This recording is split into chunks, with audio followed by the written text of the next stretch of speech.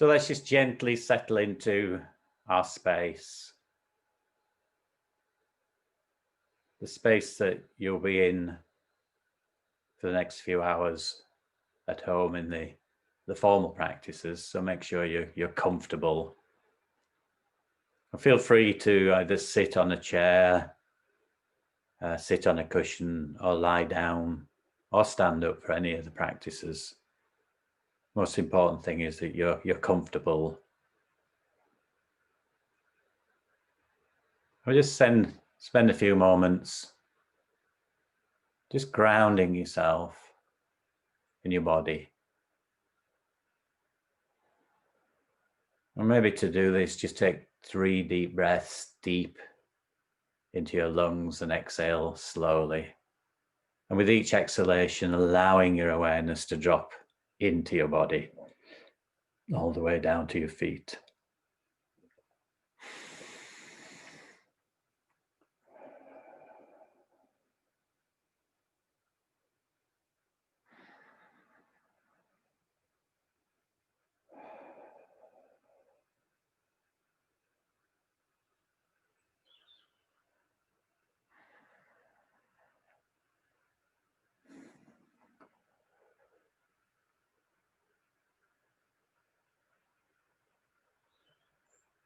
And then just settle on the natural in-breath and out-breath.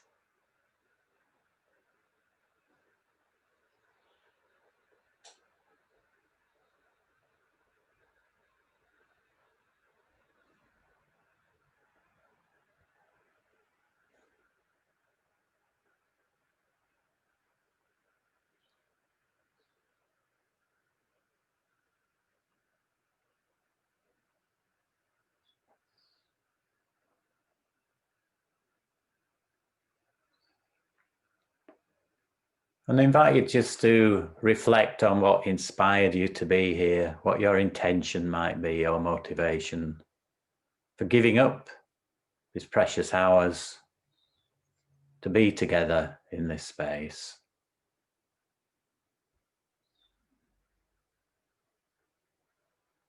What got you out of bed this morning,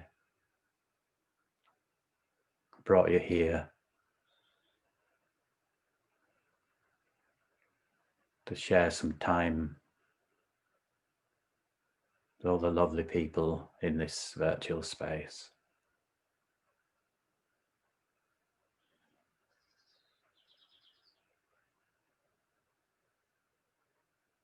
Maybe spend a few moments appreciating our good fortune to be able to do this, to be able to have a place to do this. So having found the time to do it and the inclination,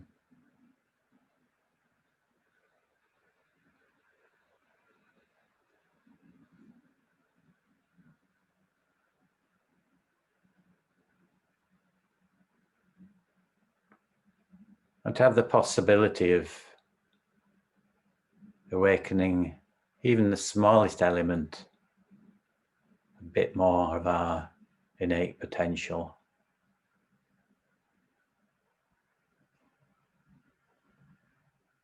And perhaps that will also have benefit for others, and surely it will, to help them awaken to their potential as well.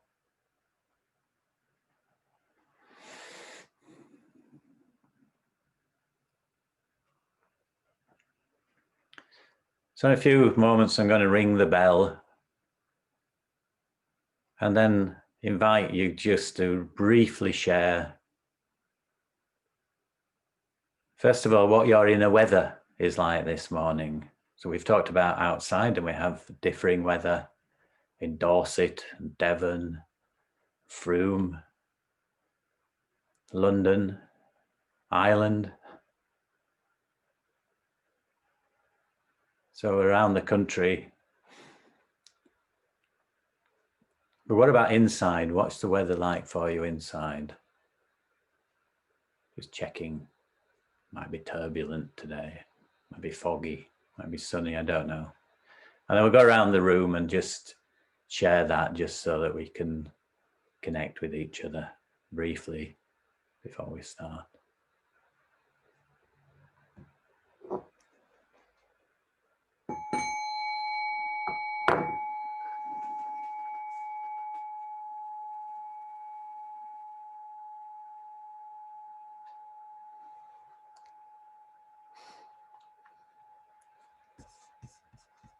So I'm going to risk unmuting. There's a lot of us here today, so if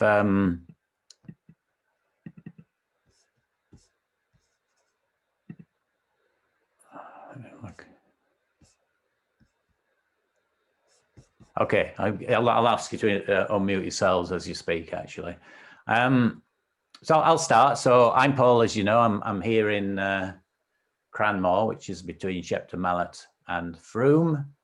My weather's okay, but there's a little bit of a storm brewing. I have a difficult conversation to have later in the day, which I'm aware that's yeah, some inner meteorological disturbance is there. But overall, I'm kind of feeling weather's just okay, actually.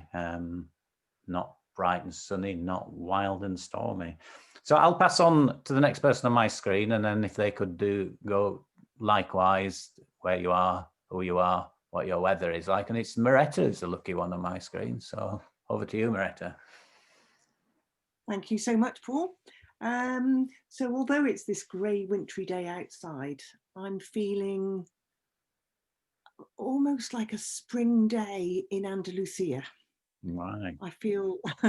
I feel light and warm and yeah, spacious, at ease.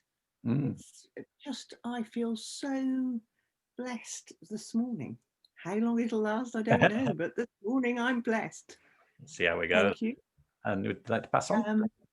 I'm passing on. The next one on my screen is Dear Annie. Okay. You're muted.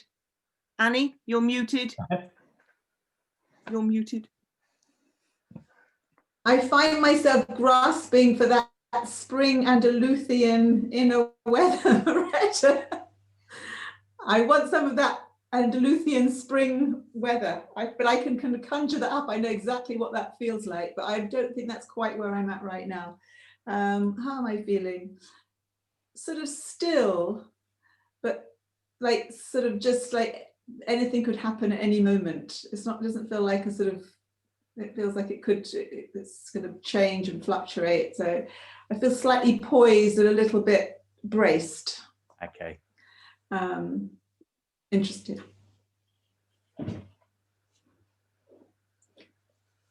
So next up is Glenn. Wow, good morning. I think I've commented that in mid-Devon it's a wonderful, bright winter's morning, which creates a little dissonance for me because, you know, for the first time in probably the last week, I think I'd really like to be outside, and here I am sat inside for the day. But I feel good in myself. I've been working for some time with a colleague to finish a bit of writing, and it's all done now and accepted. And there's this sense of lots of strands and tangents having come together to make something and then let go of it, sort of. And it feels quite spacious. It feels like from my head crowded with thoughts and associations, I've now got quite a peaceful frame of mind, sense of satisfaction. Receptivity. Pass on, Glenn, please, on your screen. Well, that's the top line. So I guess if we go to left, Rosemary. Yeah, I think we see different ones wherever we are. So yeah, you're on yours, that's fine. Yeah.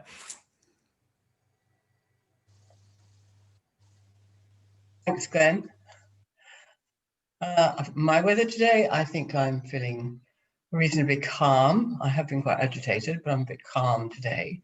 I'm looking forward to the day. Outside it's grey. Well, I live in Frome, so Moretta's already told you what our weather's like. But it's not bad. Today isn't bad. It's fine. Nice, bit of a calm day for me today. Okay, so I'm looking at the screen and I'd say Grattan. Morning, everyone. I'm in Dublin, and it's a beautiful day in Dublin. And yeah, I'm feeling bright, and there are a couple of clouds in the background. And who knows where those clouds might go? They might just disappear. They might come over later in the day or any moment. So yeah, I'm grateful to be here. I'm grateful to be sharing this space with everyone. So thank you. And I'll pass on to Leslie.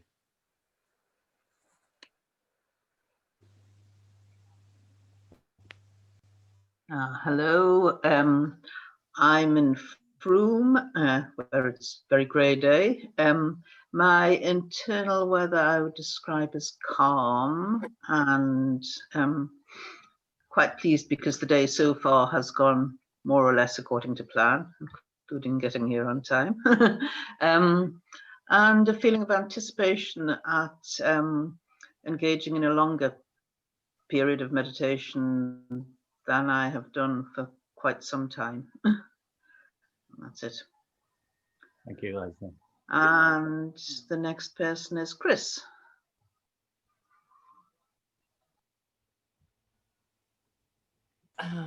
Hello, I'm in Devon. It's wonderfully sunny here and bright.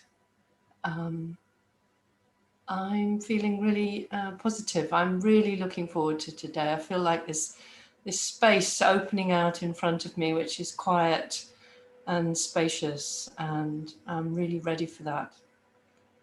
And the next person to me is going to be Murray.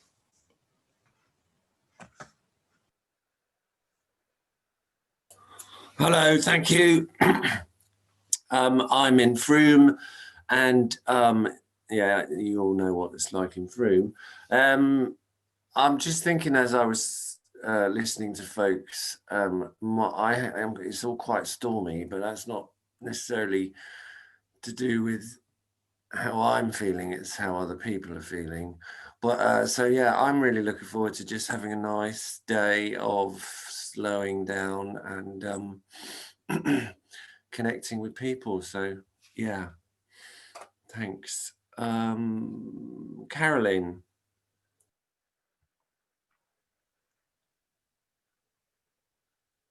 You're muted. Two Carolines, I think. Which Carolyn? Carolyn Crosner or Carolyn Hood? Hood. Hood. All right, I'll talk now. I'm on. Yeah, well, I'm in Frome. I'm in Frome too. And I suppose my weather is very, very foggy because this last week I haven't really know where I am. I feel quite sad and concerned. But I'm hoping, when Paul said looking for your potential, that really resonated to me, because I feel that I need to clear away that fog to actually find where I'm meant to be and how I need to operate. I've been feeling as if I haven't been existing. So I'm looking forward to the fog clearing today. Thank you. And I'm going to pass over, my screen's all different from everybody else, but I'm going to pass on to the other Carolyn. Thank you, Carolyn. So I'm quite excited about today. I feel calm. Actually, Friday night and when was it? Friday evening and all Saturday night, if you see what I mean, from 8 o'clock Friday until 5:30 in the morning, Saturday morning, I was doing more or less back-to-back meditation, because of course it's Rahatsu, which is the Buddha's enlightenment. So I got through that. I didn't fall asleep, so I was really, really happy about that. So now it's going to be interesting to do something very similar today. yeah, so looking forward to it. So next one on my screen is Jenny.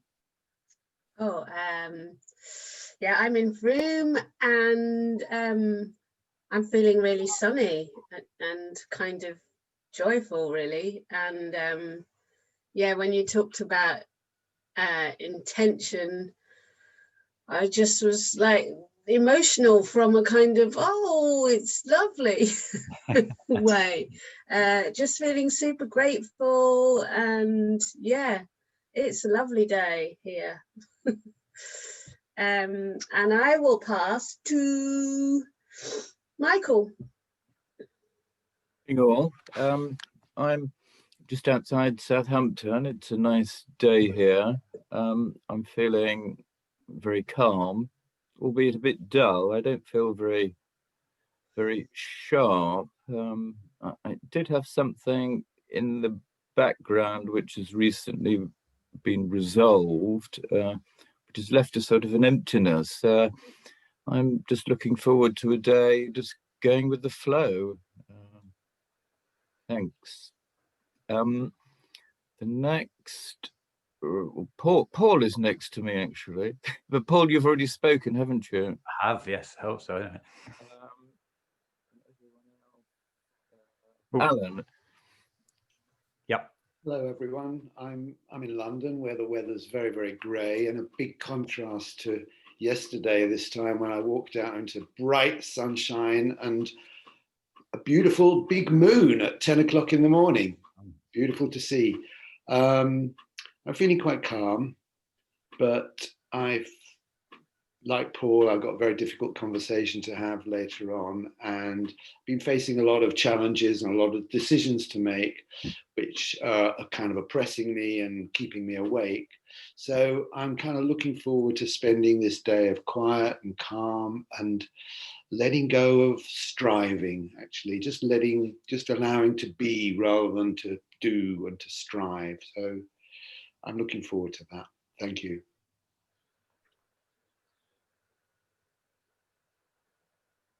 And the next person to me is actually Paul, but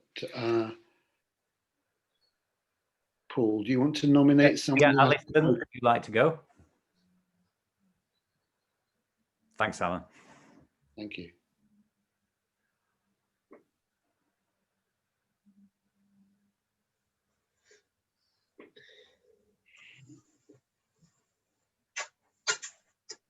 Oh, sorry, it's my iPad's not behaving very well at the moment. Yeah, I'm in South London, and like Alan, I think someone was just saying, yeah, it was beautiful yesterday. Now it was raining when I got up very early this morning. Now it's sort of grey and a bit calm, and I don't know what the weather's going to do, but I'm hoping it's not going to. I'm hoping selfishly the sun won't shine all day because I'm indoors. Yeah, and my sort of inner weather is just scattered mind, a bit all over the place. A lot of difficult, delicate negotiations to do with people, nearly all sorted with family and friends about Christmas presents and who's going to do what. Yeah, I've just got a very scattered mind, and I haven't really done any meditation except for Friday morning for a few days. So I'm hoping that my mind will sort of calm down a bit, and then I just have to focus on writing Christmas cards and messages and negotiating one or two more with one or two more people. So yeah, I'm just tired, but looking forward to having my hair cut for the first time in 4 months tomorrow afternoon after breathing space. And who hasn't been? Wendy hasn't. Is it Wendy that's not? Yeah. Right. I'm actually connected. My connection keeps dropping out because I'm I'm in this water tower in Cornwall in a beautiful garden, the National Trust, and I've moved, so I'm hoping I'll get a connection that stays a bit, because I've moved down a floor, and I'm hoping to stay with you. And so outside the sun is beautiful, and inside I guess a bit unsettled, because I'm hoping that I'm going to be able to keep connected with you all, but otherwise fine. And so because I got disconnected, has Leslie been? Yeah, Leslie's been, yeah. I think we've all gone. Is anybody missing? So I'm sorry I've missed a few of you, but you'll catch up in due course, Wendy, I'm sure. I hope your connection stays yeah. sound as well. Anybody, have we missed anyone? No. Great, lovely, lovely.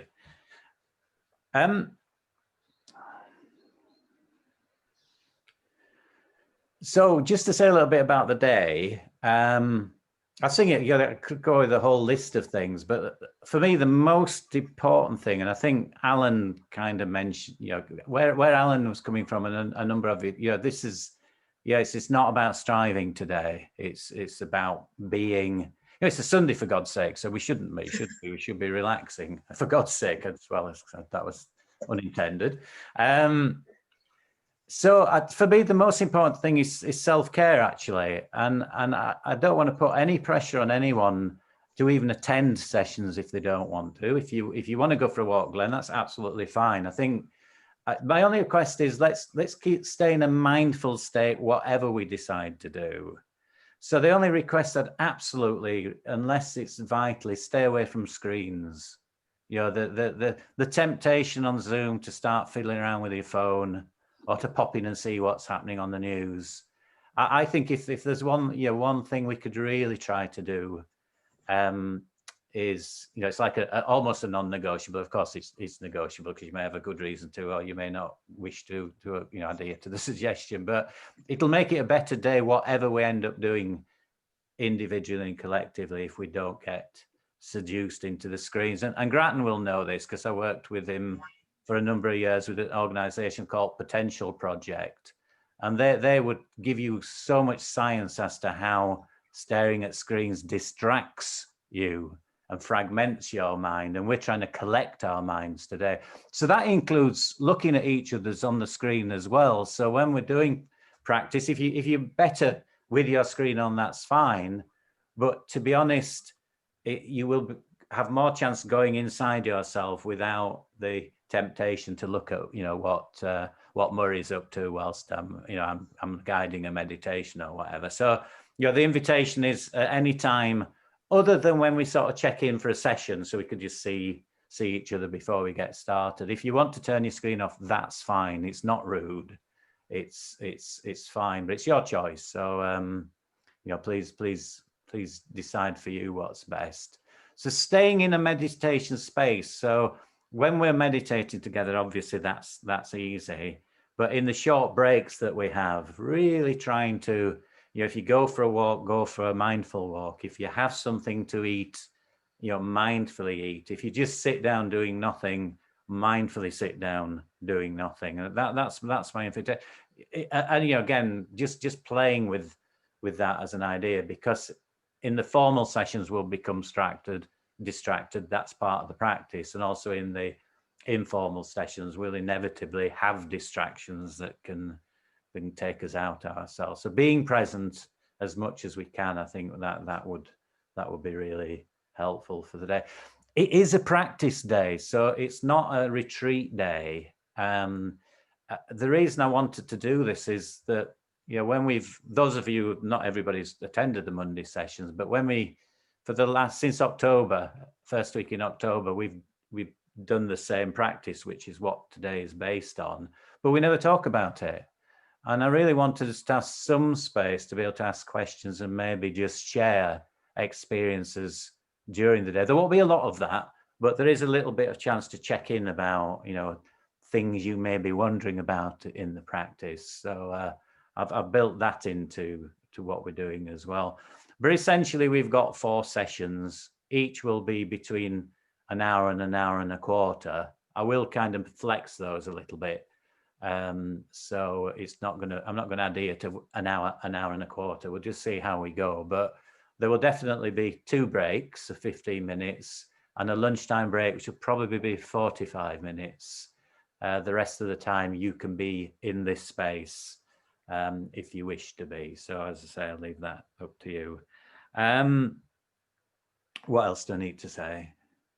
Yeah, if you questions, there'll be space really at the end of the day for questions in the last session. But if there's anything come up, please feel free to put it in the chat box, either privately or to everyone, so that, you know, ongoing questions are helpful. If, and you by the time we get to this afternoon, you might have forgotten what your question was. So please, anytime you feel, but not whilst you're meditating, but anytime you feel other than meditating, you want to just register a question, that would be helpful, but not, you know, not essential again. At the end of this first session, we'll probably just check in to make sure everybody's okay. Might be some immediate questions that have an immediacy for you, but I'd rather leave that to the end of the first session. I definitely want to put 1 practice in this session. So does that sound okay for everyone? Can we proceed on that basis? Yeah, good. I hate my story. I've told this story a lot, so I'm going to give you an abbreviated version in case some of you have heard it, but just how I got here. And if ever you want to talk in more detail about this, I think I captured it on a YouTube thing ages ago. But so I was a late starter to meditation, and I had a classic midlife crisis, and what kind of got me through it was surrendering to an urge to meditate when every bone in my body thought it was hippie shit, basically. And a couple of false starts. In 1994, I found myself at the Glastonbury Festival. This is the actual leaflet that guided me into the Buddhafield tent. And I actually, I didn't even want to go there. I was walking up the Greenfield with my youngest son, George, who was 12 at the time. And I saw the meditation tent and I went over and had a look, and I actually made a decision that this was not for me. So I'd picked a leaflet up and I'd screwed it up before my environmentally woke days. So I threw it up and just screwed it up and threw it away, and continued up to the stone circle at Glastonbury and sat down with George. And he said to me, and he took this leaflet out of the pocket, the one I'd thrown away, and he says, "Dad, can we go to this?" I thought, oh, yeah, it's in the signs. So we went down to the meditation tent. I sat down with a dreadlocked white Rasta Buddhist teacher who taught me the mindfulness of breathing. And it changed my life, literally. I couldn't stop going into that tent, irrespective of it being next to the dance tent, for the whole of the festival. And from that day on, you know, meditation's been absolutely at the heart of everything I've wanted to do personally and professionally. The irony of it is, afterwards, George said to me that the reason he wanted to go wasn't for the meditation. There was something on the leaflet called sex, drugs, and creativity. And he was so disappointed because we'd missed that session and we ended up meditating, but he's kind of made up for that and since then anyway. And then I got really kind of deep into a Tibetan tradition, and you know, got very, very dogmatic, almost fundamentalist about Tibetan Buddhism. And 1 or 2 of you I kind of knew at the time and started teaching that at a basic level. And then, but I used to take it into my meditation into my professional work and hide it, you know, for these kind of leaders and people in the workplace, but they wouldn't accept it as meditation. I just used to call it creativity, and they loved it, you know. So I was managed to sneak it into my work for many years, and then the mindfulness revolution happened, and it happened for me about 10 years ago.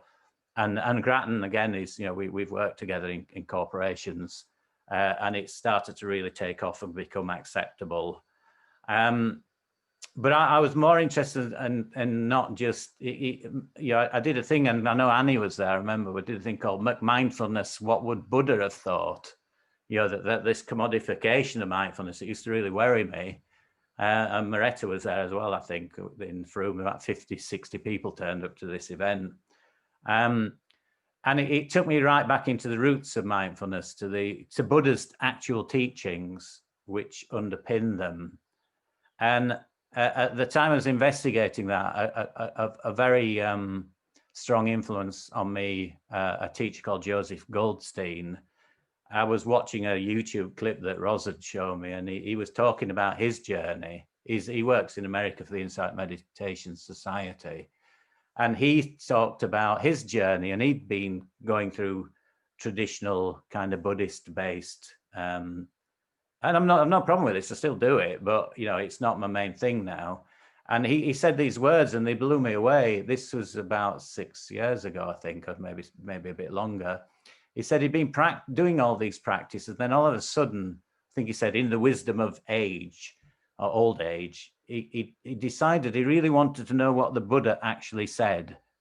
And that kind of really woke me up. You can get really lost sometimes in Buddhism, actually, and maybe lose the point. That's what Buddha actually taught, was the power of meditation. So I did this investigation, got really interested in the Satipatthana Sutta, the 4 foundations, which is what we use as a basis for our Monday classes, which Jenny and Marie and Carolyn are aware of, Maretta, and Rosemary and quite a few of you, actually. But I also, after that, was introduced to the Anapanasati Sutta by who's become a really good friend now, one of the Triratna order, Divan Thomas, who once did a special event for us in Frome. And Anapanasati really kind of took me back to those early days at Glastonbury.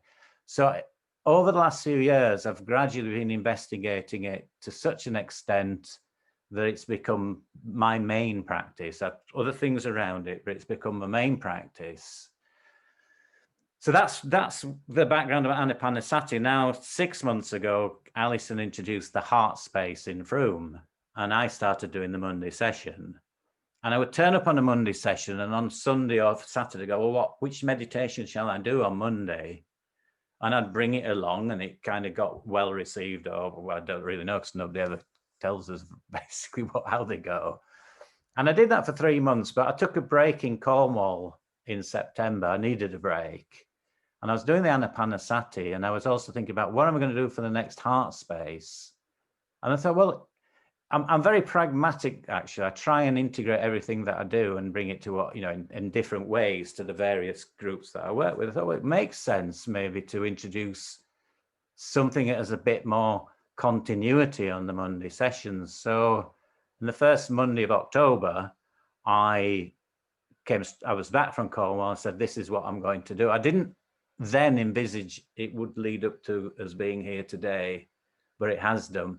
But I thought a good idea for our first practice would be actually not for me to guide the practice, but for the person who kind of came along on the first Monday in October to guide the practice, because fortunately we have a YouTube clip of that. And I also do the kind of the foundation for the reason for doing it. So that's what I'm going to invite you to do, is actually sit, and I can sit with it as well, to the first guided practice.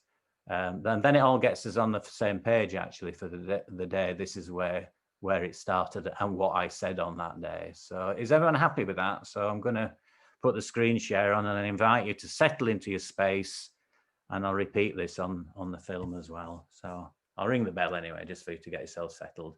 Turn your cameras off if you wish. Mute yourself, please.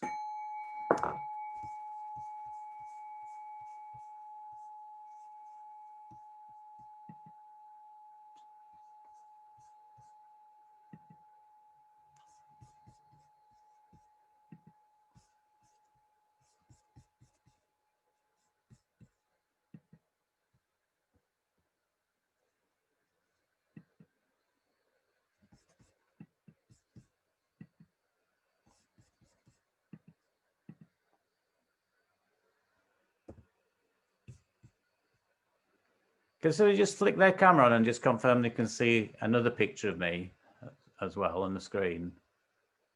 And then give me a thumbs up. Yes, Jenny. Thank you, Jenny. Brilliant.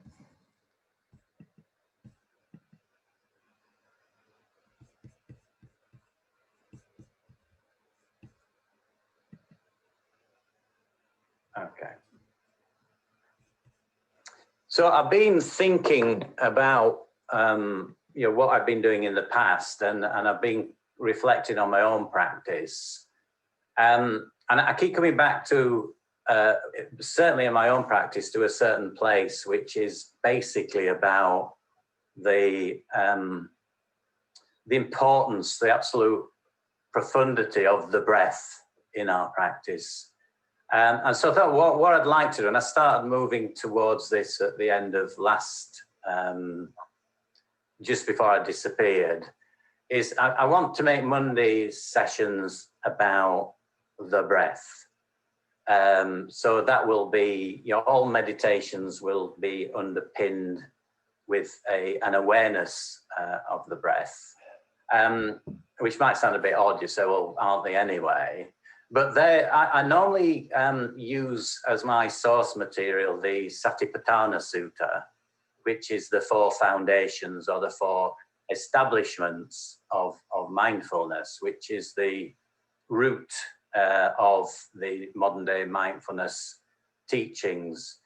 But there is another sutra, another set of teachings coming from the same source, the Pali Canon, called the Anapanasati Sutta, which is the full awareness of breath. So it's different from Satipatthana. It's more streamlined, and it has 16 parts to it, but all of them are underpinned with the in and the out breath. So I'll be using, nothing will seem very different today and for the first 2 or 3 sessions, because the beginning of the Satipatthana and the beginning of the Anapanasati are identical. So it'll be about body, it'll be about breath. But then over the next few weeks, as anyone who wishes to kind of attend these sessions, there are subtleties which I think will be quite useful in terms of these practices. So it'll all be kind of revealed. There are some kind of sources that I can point you to about where this stuff comes from, but maybe if you're interested in that, if you hang about at the end, I can share those with you. So if you want to settle down then into your space, and I'll start the official meditation.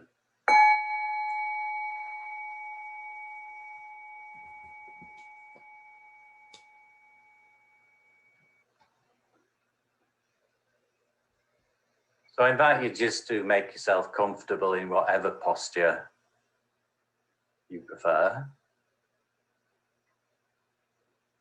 Allowing yourself to bring your awareness into this meditation space. So letting go of any busyness that's been around for the day so far.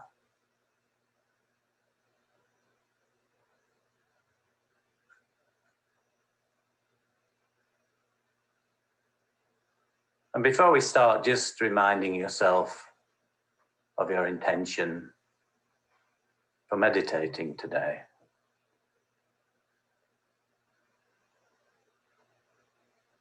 So what benefits you're looking for yourself? And what benefits might there be for others by doing this practice together?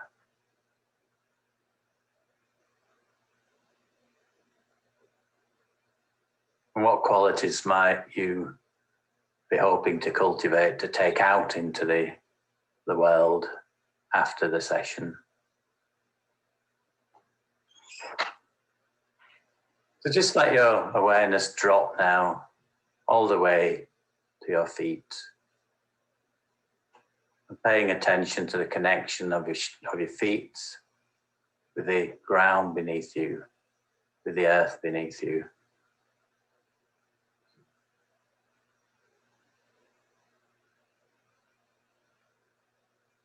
And allowing your awareness to come up your legs, become aware of your bottom and the connection of your bottom with the seat, or your whole body if you're lying down.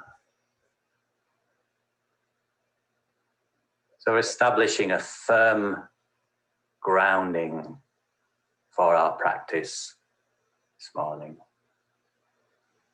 Grounded in the body. And this is a place that we can return to if we get distracted.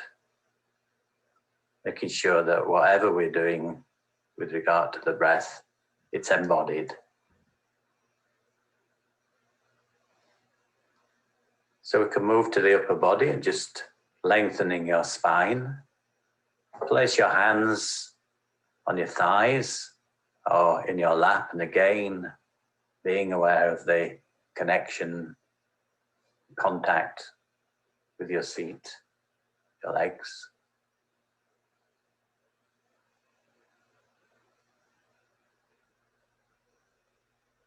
Allowing your shoulders to soften, let them fall back, and opening your chest so we have a clear channel for the breath when we begin to focus on that.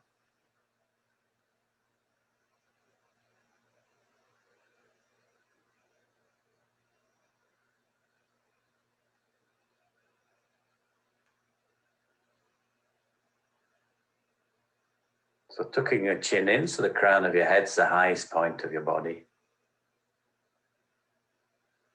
And as you bring your awareness up your body, just checking your face. Checking the muscles around the mouth, and if you wish, maybe allow yourself a half smile as you're doing the practice. This action also enables some of the small muscles in the face to relax as well, lifting your mood. Checking around your eyes, softening the muscles there. And the eyeballs themselves, they may have been staring at the screen this morning or reading a book. Just let your eyeballs relax as well, softening those.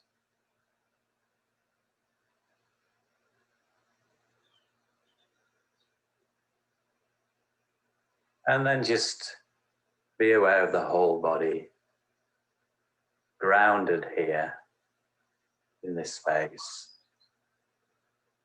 present in this moment. We could take 3 deep breaths and exhale slowly just to complete this establishment of the body.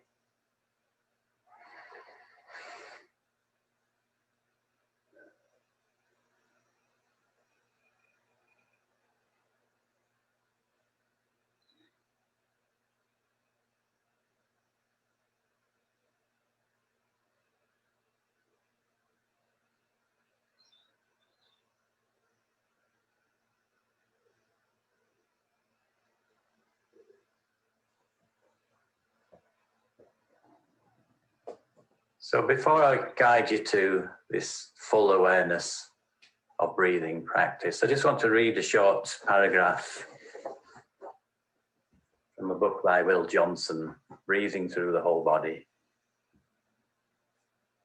From our first inhalation that signals entrance into the world to our very last exhalation through which we bid the world a final farewell, breath is with us our entire life.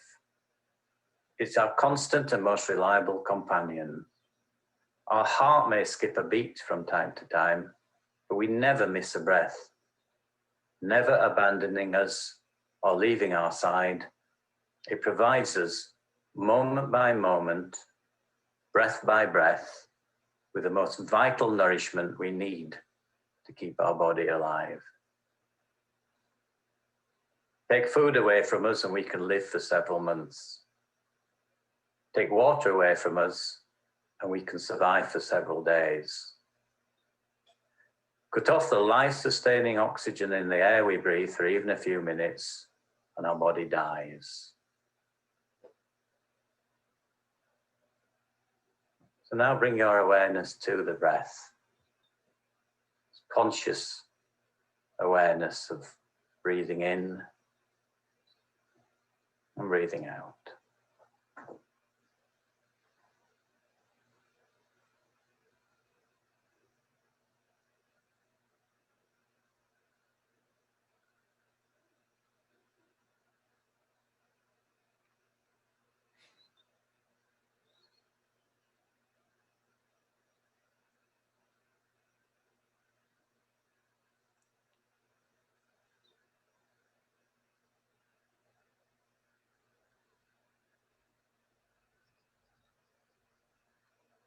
So we can rest our awareness on the flow of the breath and any sensations we're aware of as well.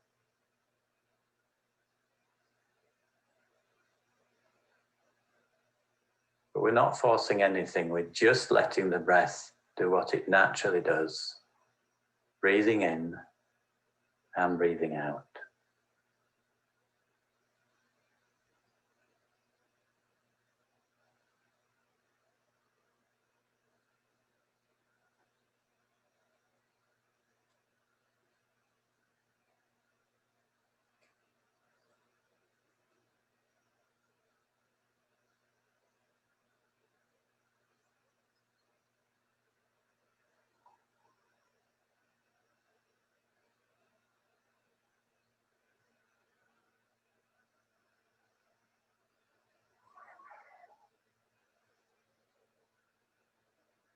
So if we have a busy mind and we find ourselves distracted, our mind has taken us for a ride, you can notice this, and smile, and gently guide our awareness back to the in-breath and the out-breath.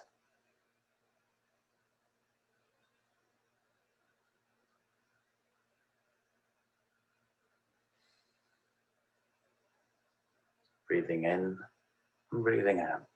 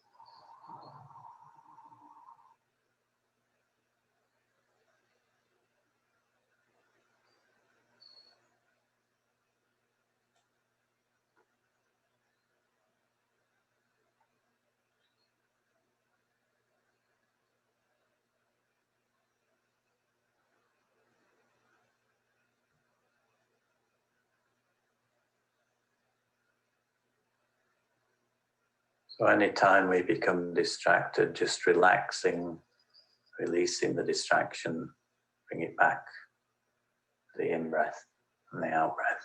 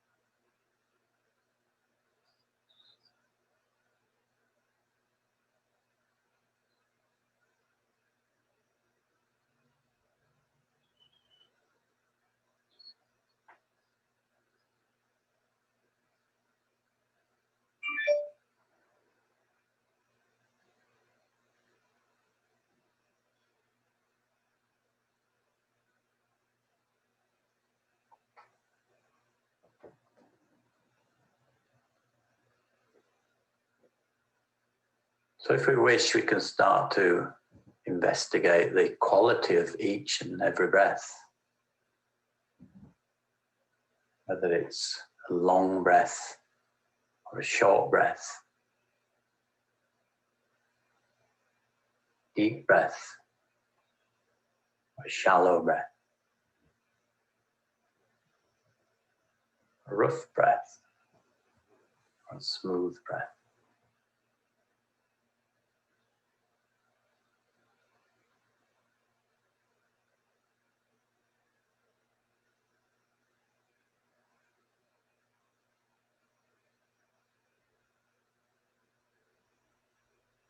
recognizing that every breath is unique. New birth every time we breathe in.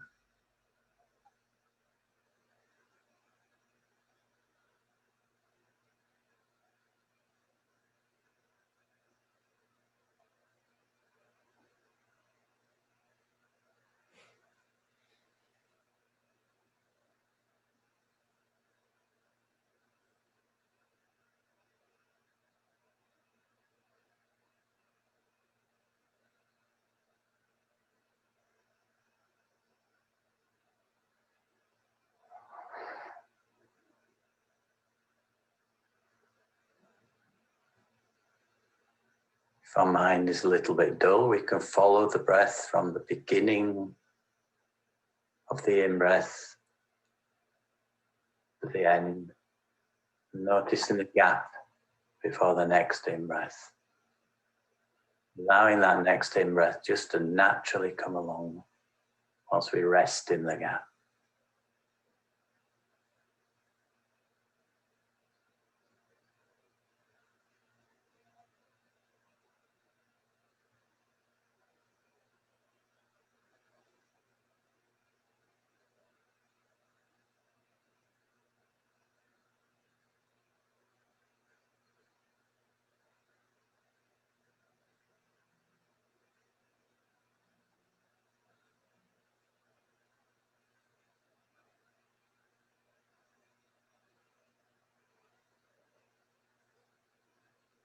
As we breathe, we can be aware of the body grounded,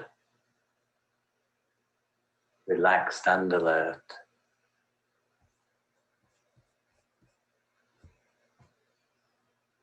Allowing this embodied presence as we breathe in and breathe out.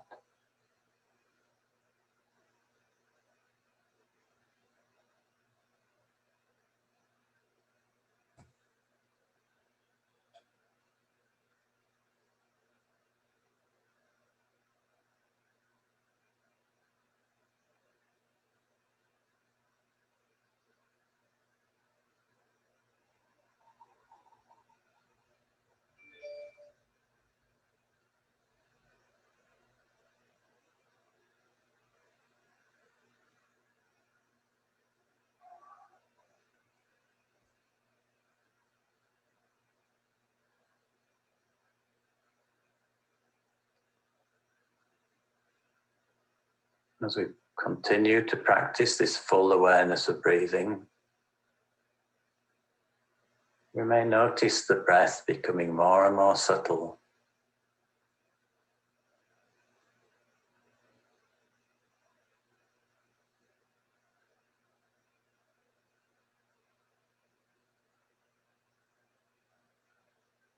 The breath calming the body.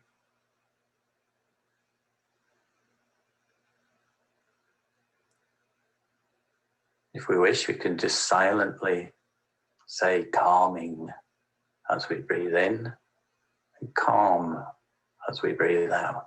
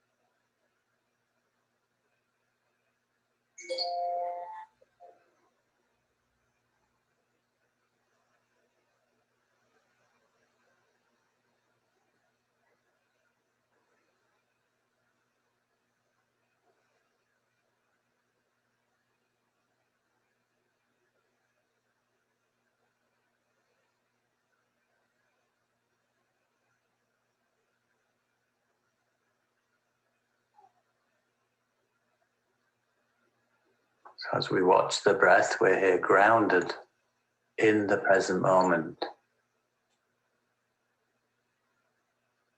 You may notice a subtle joy, this mindfulness.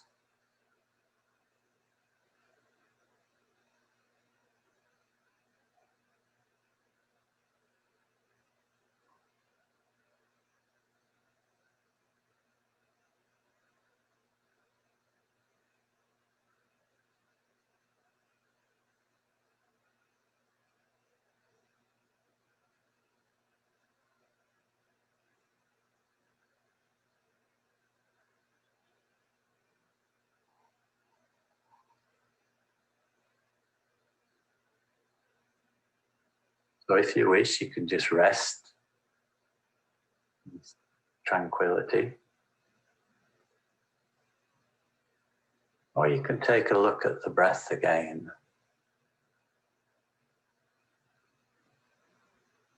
Recognize the impermanence of the breath itself, always changing.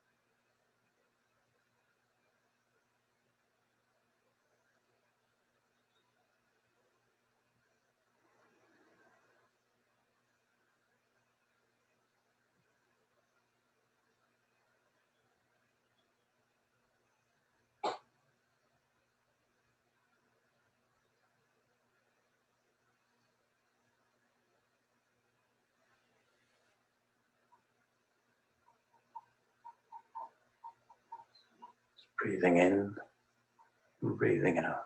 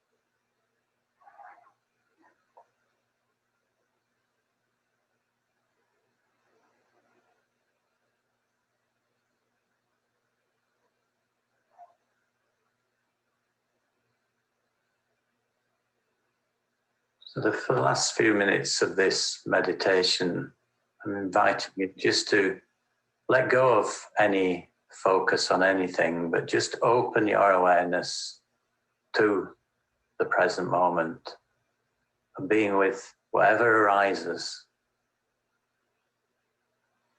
whether it's sounds or thoughts or feelings, sensations. Just allow anything in a state of choiceless awareness.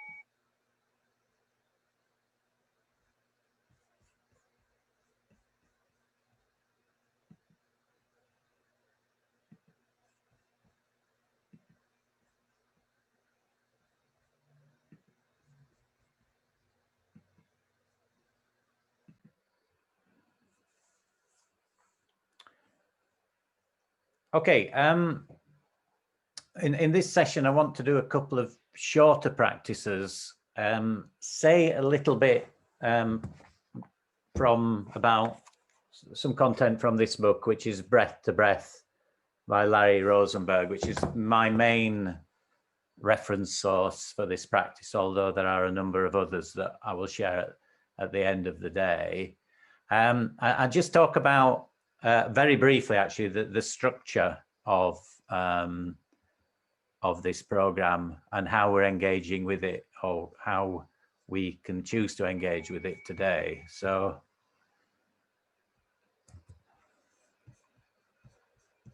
look.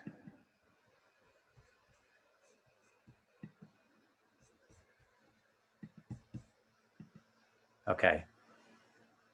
So can you see that, Carolyn, on the screen? Yeah, thank you. I can just see you on my little box down the right-hand side, so I chose you then, thank you. So some of you will be familiar with this because it's at the bottom of the weekly kind of update that I send out. So we can engage with Anapanasati in a number of ways. So if you're really serious, you can kind of learn how to, and then choose a contemplation per session and use that for your sessions. So some people will go through these, you know, first session I'll do breathing long, second one I'll do breathing experience of the whole body, and just go through them. That's quite a serious practice, and most people who are aware of Anapanasati, in my experience anyway, either just concentrate around this area, use it as a grounding practice, and maybe moving into joy, it's called rapture here, or bliss, it's called happiness. So these to get them really stabilizing their body and stabilizing their mind. And I'll say more about this because this is the area that we're in, and we'll be moving into all of this area by the end of the sessions today. But there's also, and I mentioned this sometimes, something called a condensed practice. And it's very simple, really, but basically what it is, well, one format of it is a two-part process, which is part one is to get to this stabilizing your body and mind part, or stabilizing your body and cultivating a mind of happiness or tranquility.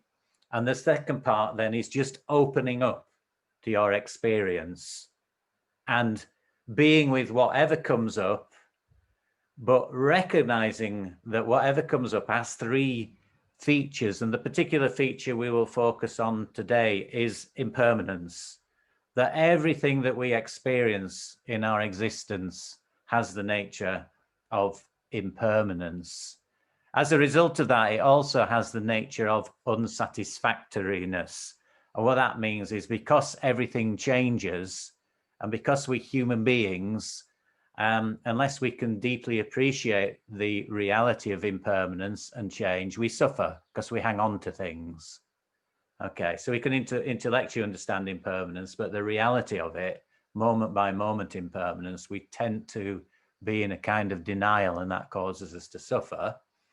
And the other one is the reality of no self, of an essential self that's experiencing these this suffering and these arisings, these impermanent arisings. So that's really like you're getting down to the very, very, very roots of practice then. So I'm not going to invite us into that arena today, but what I will in the next two sessions is start to use our very calm and tranquil mind and body so that we can actually start to recognize moment by moment the impermanence of the phenomena that we're experiencing in our mind.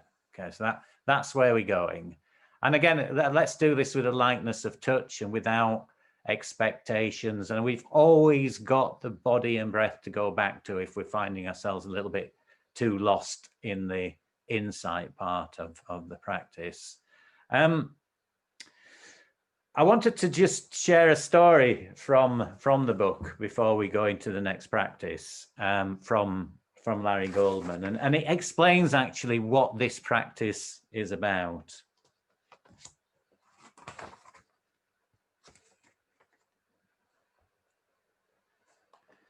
So it's a story about a king, and he lived in a large, magnificent palace, and he was known to be enlightened or awakened.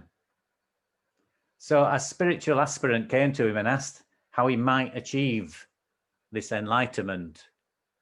And the king said, take a bucket, fill it with hot oil, balance it on your head, and walk around the whole palace without spilling a drop. This is a daunting task, and there was much to practice. First, the young man had to learn to balance something on his head, then to walk carefully, then to balance the bucket itself. He practiced with water in the bucket, then with hot water, finally with oil. He had many trials and tribulations, but eventually a day came when he walked around the entire palace with a bucket of hot oil on his head, and he didn't spill a drop. He hurried to the king with a great excitement. That's great, the king said. By the way, what's going on around the palace? Any gossip, affairs, intrigues? The young man said he hadn't noticed. He'd been concentrating too hard on the bucket of oil. All right, the king said. Now walk back around the palace with a bucket of hot oil on your head and notice what's happening. Then come back and report to me. So we might have a discussion at the end of the session about what that's all about. We'll see what time's like, but I do want to let you have a little bit of time in breakout rooms and talk about practice. You might want to talk about that story, and we'll revisit the story before lunch.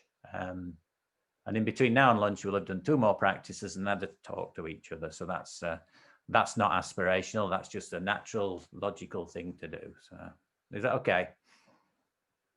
Everyone like to drop into your meditation space again. Turn off your screens.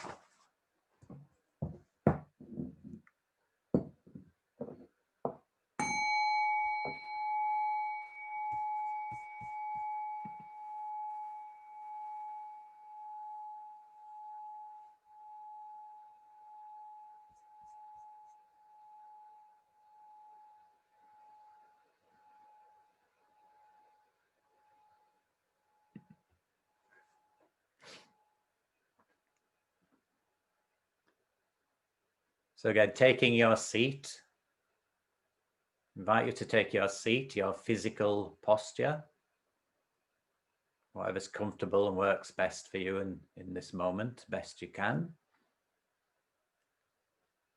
And also take your seat of awareness.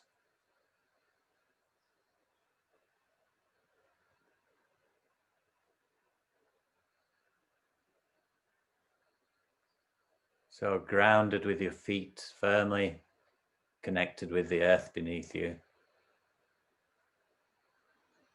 And paying attention to your spine, so you're lengthening your spine and aligning your spine to get this posture that's centered and grounded and relaxed and alert.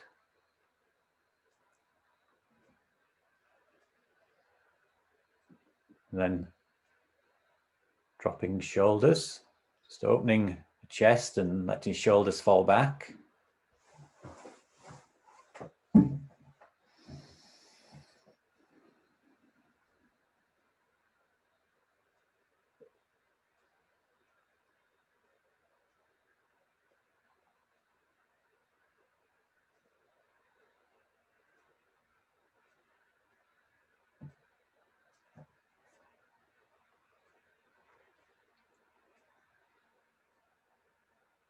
And then take your 3 deep breaths just to allow yourself to settle into the posture.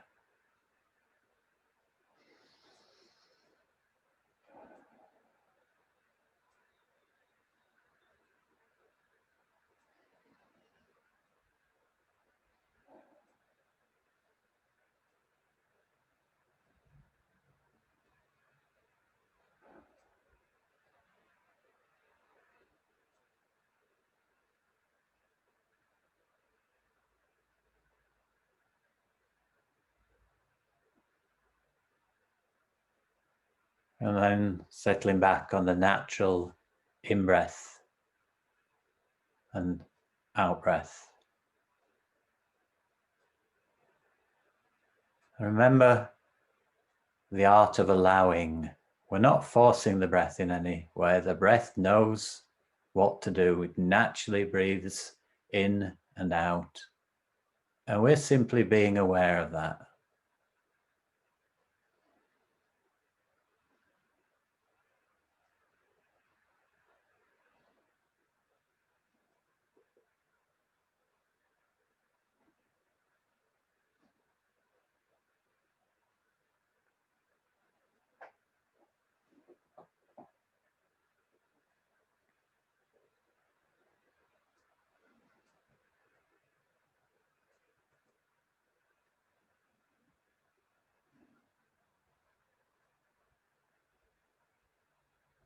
So maybe our mind's still busy and we find ourselves distracted.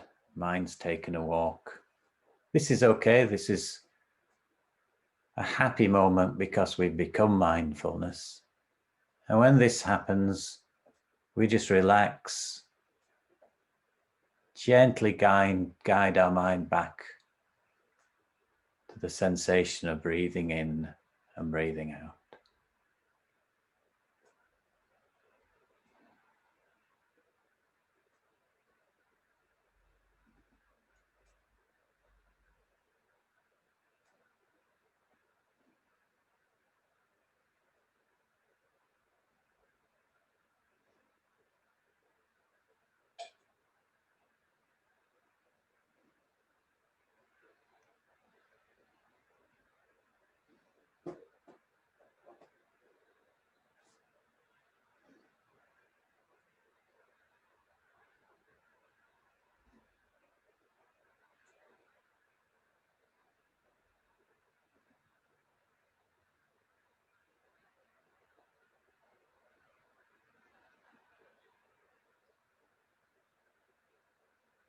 And take a long, conscious breath, intentional breath.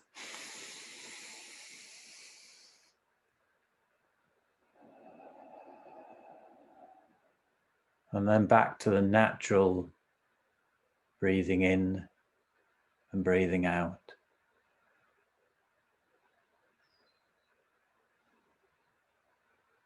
Noticing the relative length of each and every breath, or the shortness of each and every breath.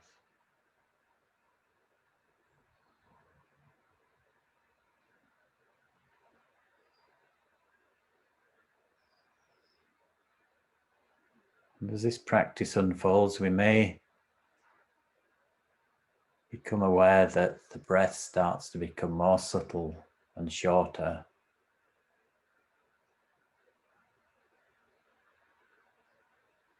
So settling in the unfolding of the practice.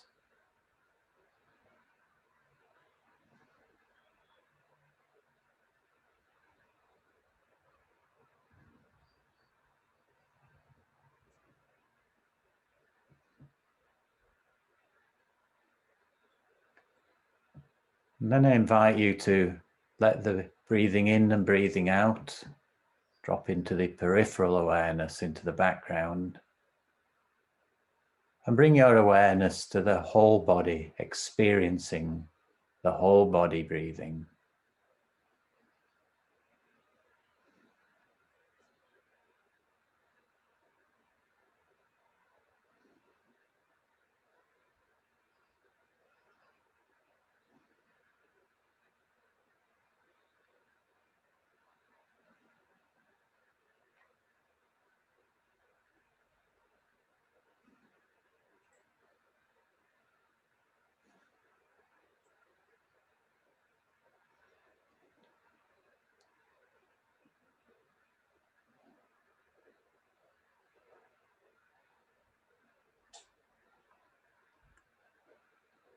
So your awareness is expanding to encompass the whole body in its sitting posture or standing or lying, whatever your posture is, the physicality of the whole body.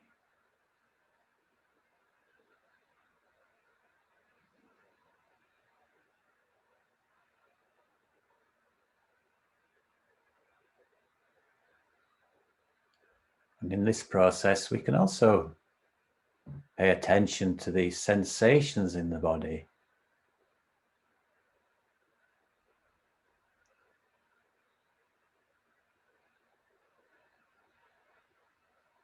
So we're receiving the sensations. Let them come to the mind. Don't go searching.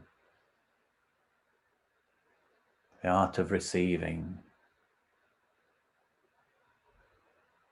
Maybe a tingle in the leg, fizzing in the chest, pain in the back. Just allowing them to be, but shining the light of awareness on them. Noticing what happens when you do.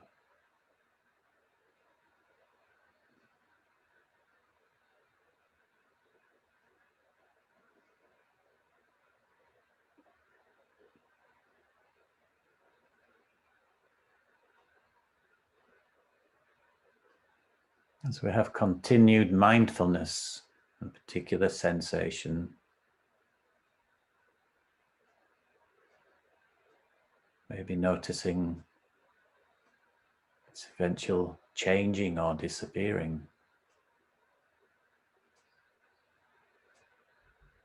And other sensations arising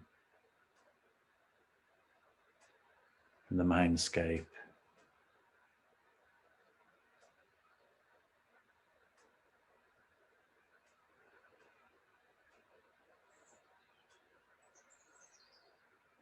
Aware of the whole body breathing at an energetic level as well as a physical level.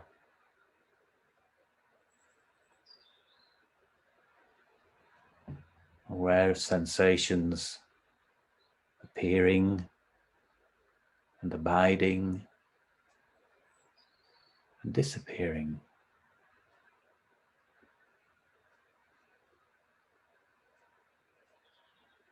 Not creating any narrative or stories, just being with the direct experience.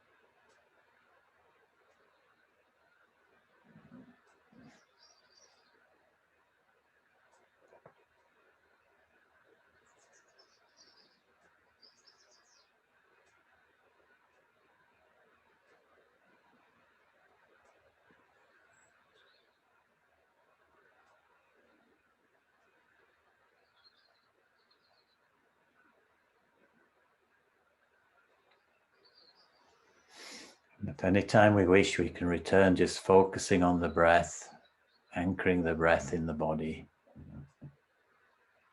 grounded and present.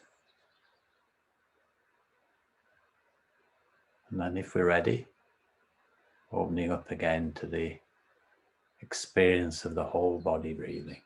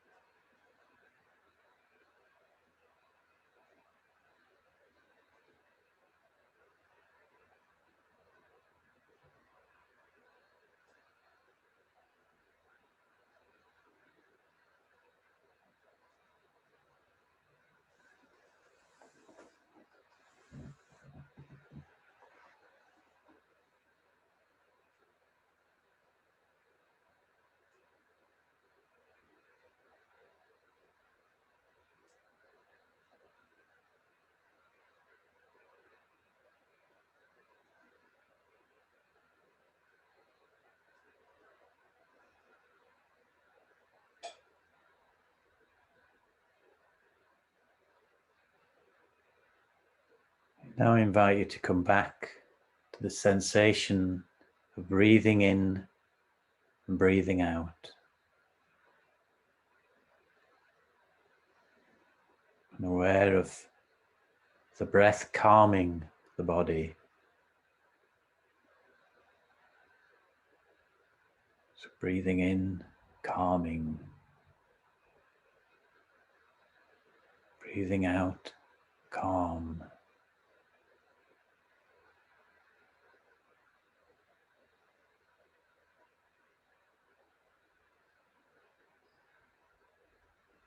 Allowing the body just to melt away tension as you breathe in and breathe out.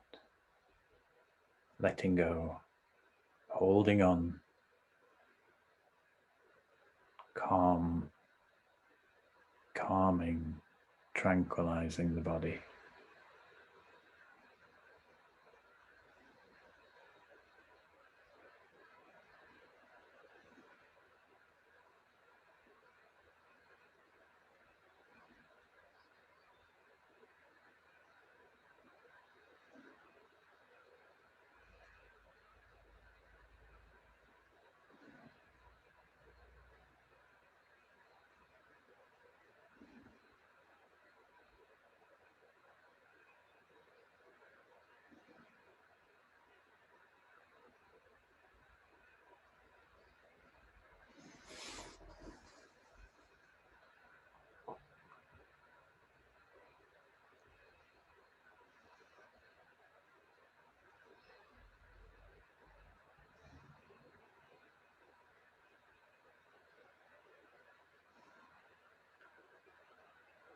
Bring your mind to the pleasant feeling of being grounded in the present moment.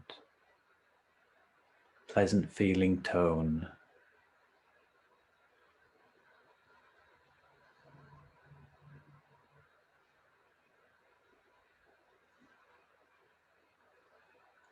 Pleasant felt sense of being in the present moment.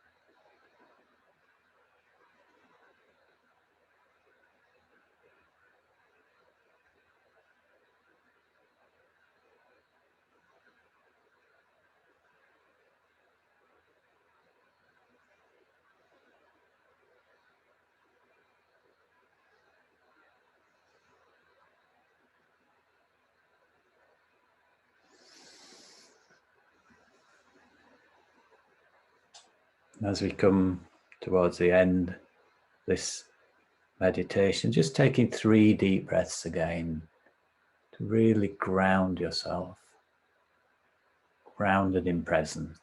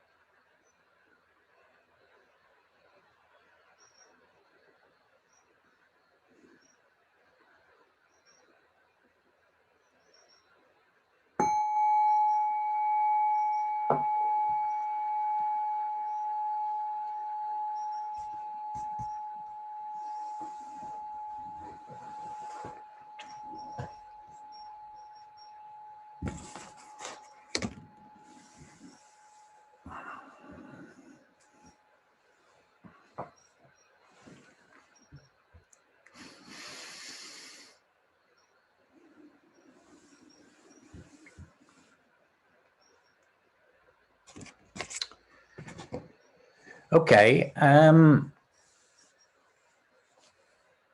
going to invite you actually to just to share with a couple of other people you know, just to engage in the conversation in breakout rooms, just about practice really. Maybe you'd like to listen to each other about, you know, how our practice has been today, or more general points about practice. But so my only request is to keep it focused on practice. Don't drift off into any kind of esoteric areas. It's I think, you know, this will keep us, and also keep embodied, keep mindful. So mindful in your listening as you're kind of speaking to each other. So we've got 15 people. So I'm going to invite you to go into the breakout rooms, which would be, if you all choose to do that, 3 in each room. I have to honor what I said at the beginning, and if your preference is I don't want to speak at the moment, then what I'll need to do is just don't press the invitation to go into the room. Stay muted with both video and audio, and stay in this space till everyone else comes back. And I'll keep an eye on the rooms just to make sure if anyone's abandoned on their own. So that's an invitation. Either spend some time with 1 or 2 others in a room, or just stay quietly in this room when the invitation comes up. Is that okay? Yeah, and 15 minutes. So you've got, I'll give you a couple of warnings just to make sure everybody has a chance to speak, but also feel happy to sit in silence as well. So don't rush to fill the space. We're in a mindful space. So silence is equally, if not more important in some ways, but it's equally valid. So here we go. Let's see how we get on with this.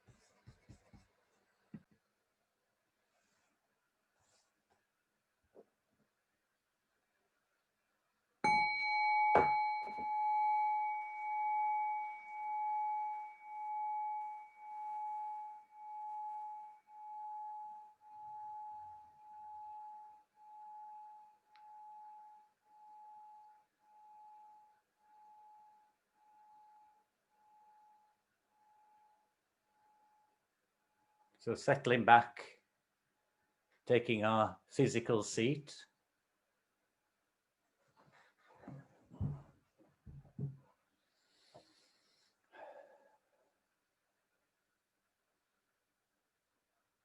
Bringing mindfulness to the front and settling into our seat of awareness.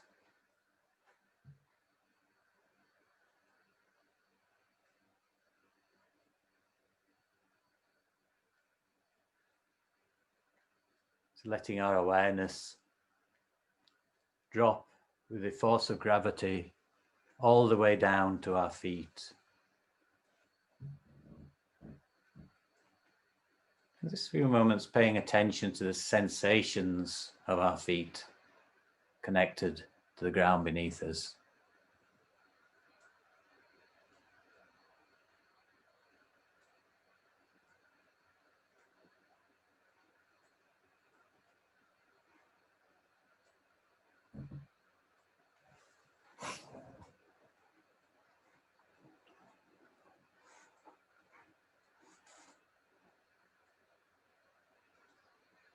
Allowing the awareness to travel up to our bottom on the seat or our body if we're lying down on the surface beneath us, a cushion. We're seated in a lotus posture on the floor. Really being aware of that connection, the pressure.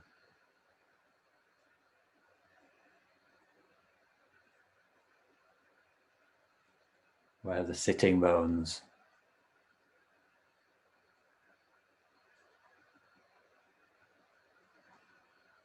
Just lengthening and aligning the spine, maybe rocking around a little bit from side to side, backwards and forwards, so we can really establish a posture that's not only grounded but centered as well.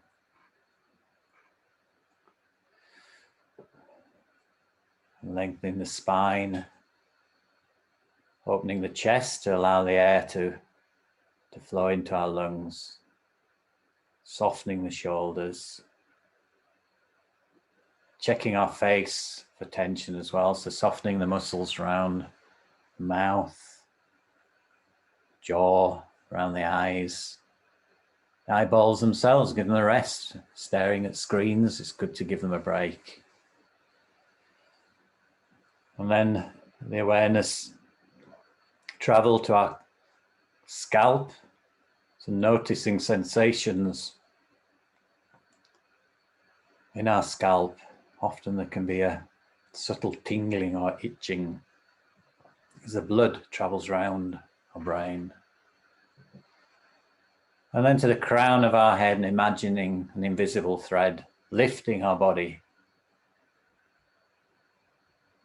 So we have this posture of relaxed and alert, ready to wake up.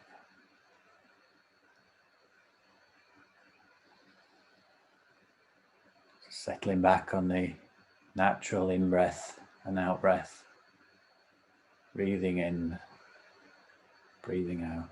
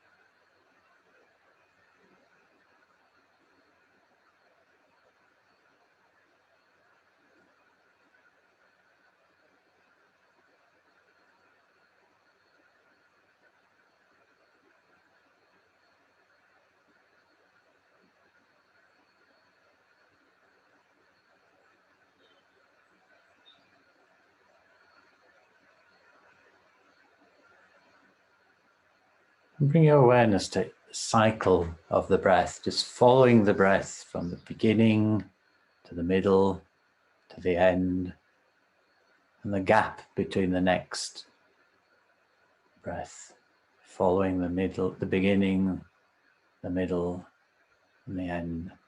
So we're fine-tuning our focus on each cycle of breathing.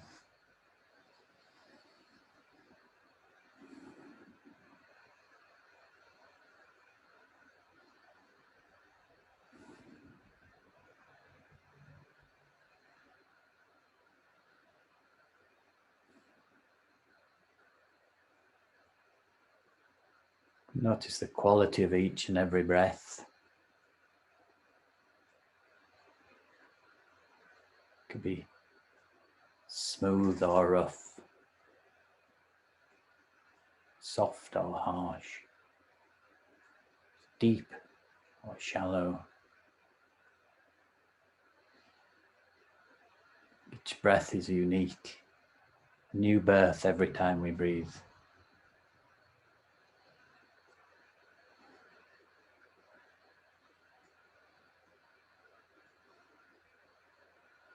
If we wish, bring our awareness to the gap before the next in-breath comes along. Just rest in the awareness till the breath comes. Rest in the gap.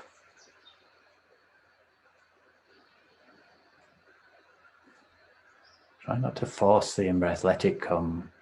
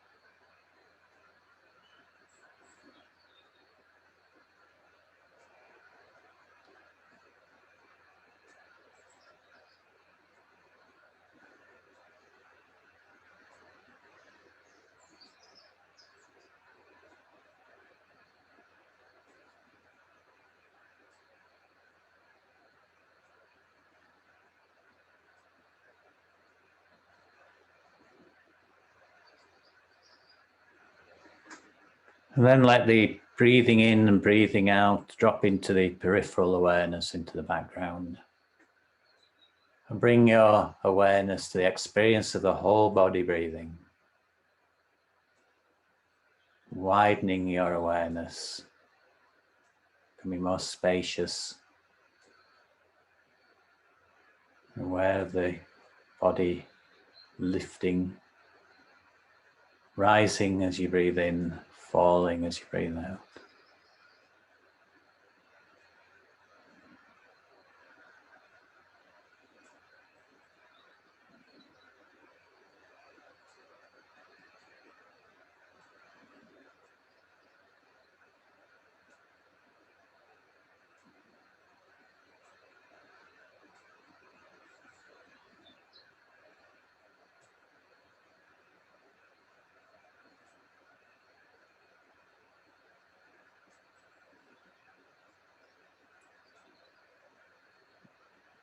Aware of the sensations in the body.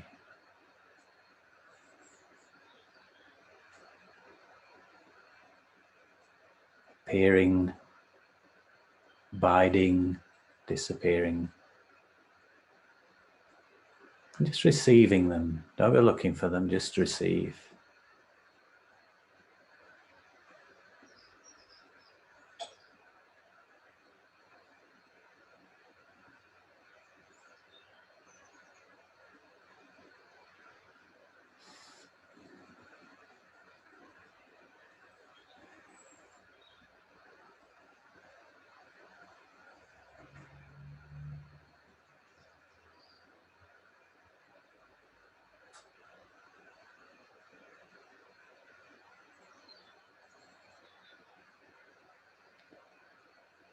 Now allowing the awareness of sounds to dissolve away and open up your awareness to sounds. Open a space for sounds to appear, to abide, also to disappear.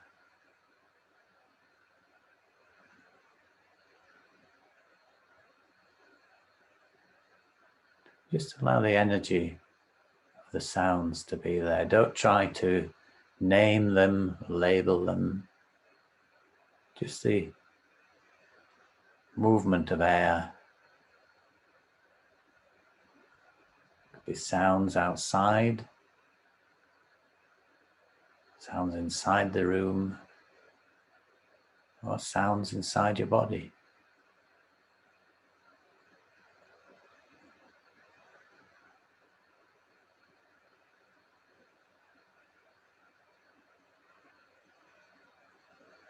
Just accepting them, allowing them.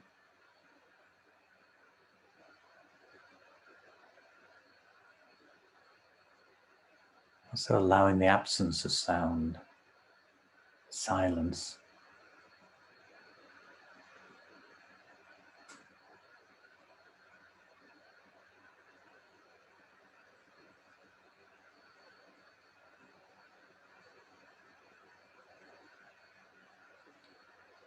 Anytime you feel happy to anchor yourself with your breath in your body, grounded. And remain there if you wish. Or again, open up, receiving sounds.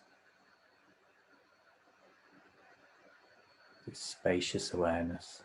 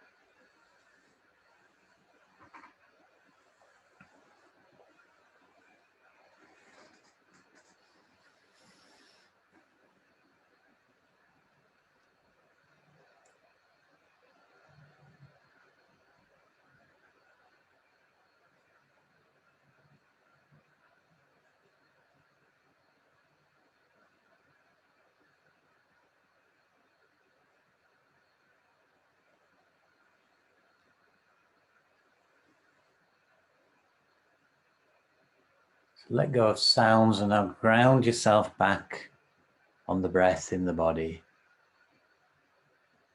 Anchoring your present moment awareness, following the breath, aware of your body connected to the earth.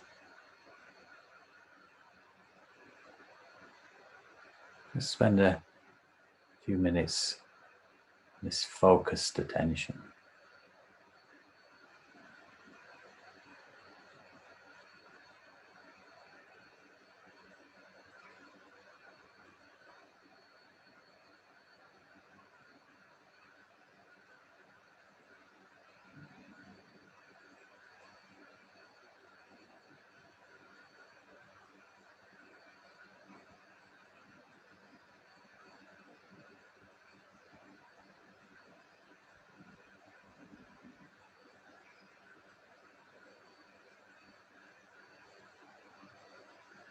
And then opening your awareness to whatever your present moment experience is.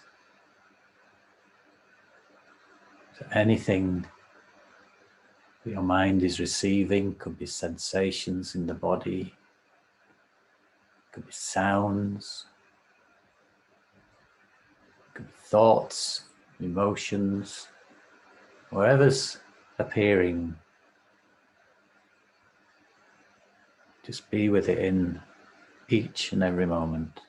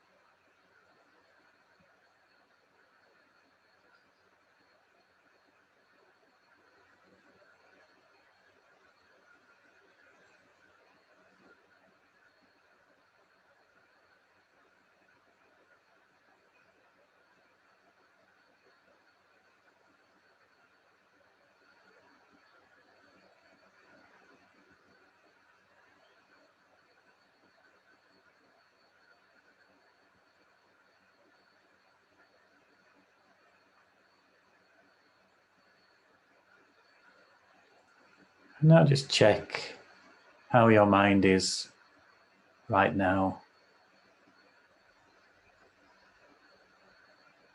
Is there any quality of relaxation or peace or tranquility or joy or contentment? And if not, that's okay too. Just being content with whatever your experience is, it's okay at this moment.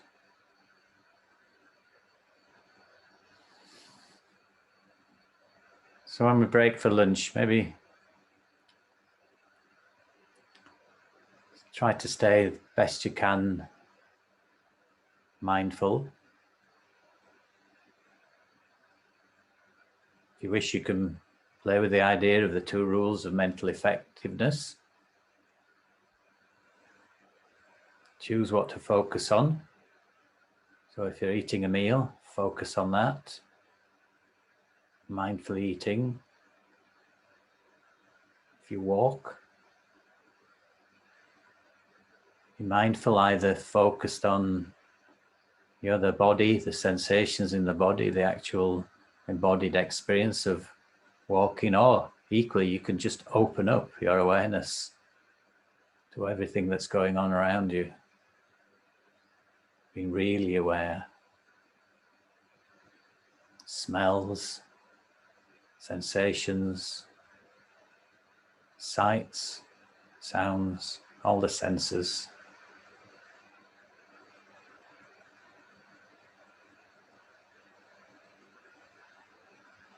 Going to the toilet, you can mindfully go to the toilet. It's actually in the instructions from the Buddha.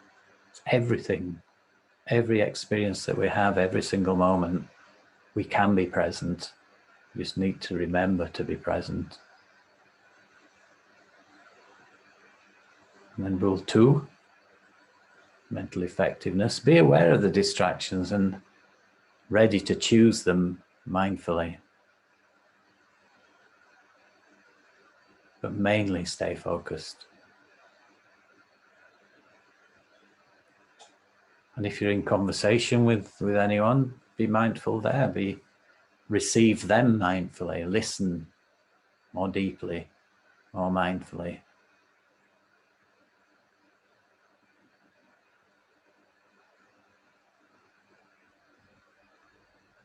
I'm just reminded of the instructions of one of my beloved teachers from years ago. Just used to say, try, don't worry, be happy. That's it.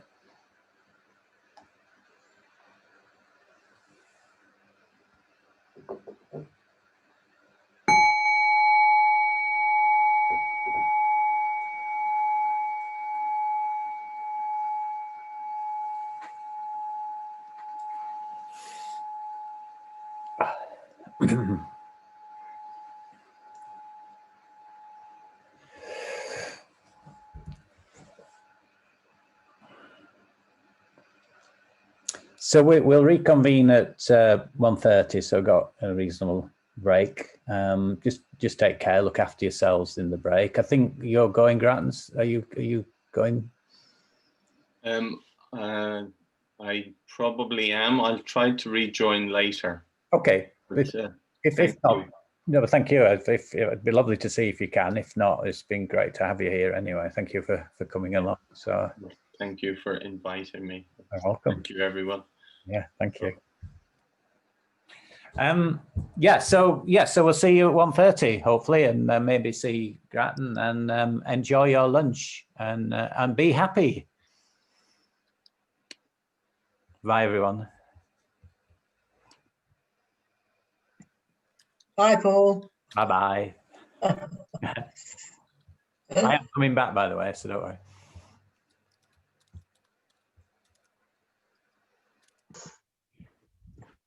Okay.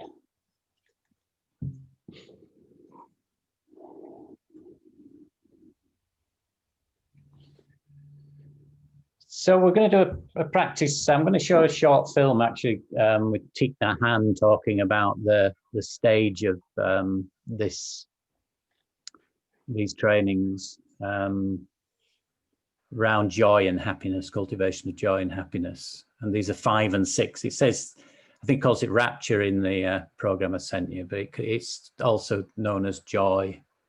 And then sometimes they call the happiness number 6, which is joy is number 5, rapture. Number 6 is happiness or contentment or sukha in Pali.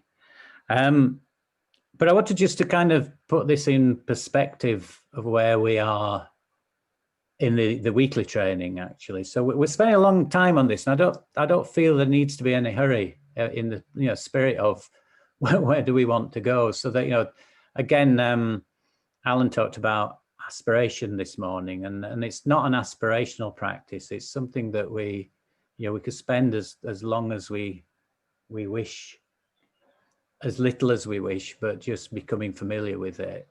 But the most important part, because without it nothing else happens, is the first tetrad, the first 4 teachings, guidances, and this process of moving from focusing on the breath to deepening that focus, by looking at the quality of the breath and the length of the breath and the, where the breath is in the body, and then opening awareness to the body. This is an essential part. So we change the priority, and we work with the body breathing, and then that enables us to experience the natural unfolding of this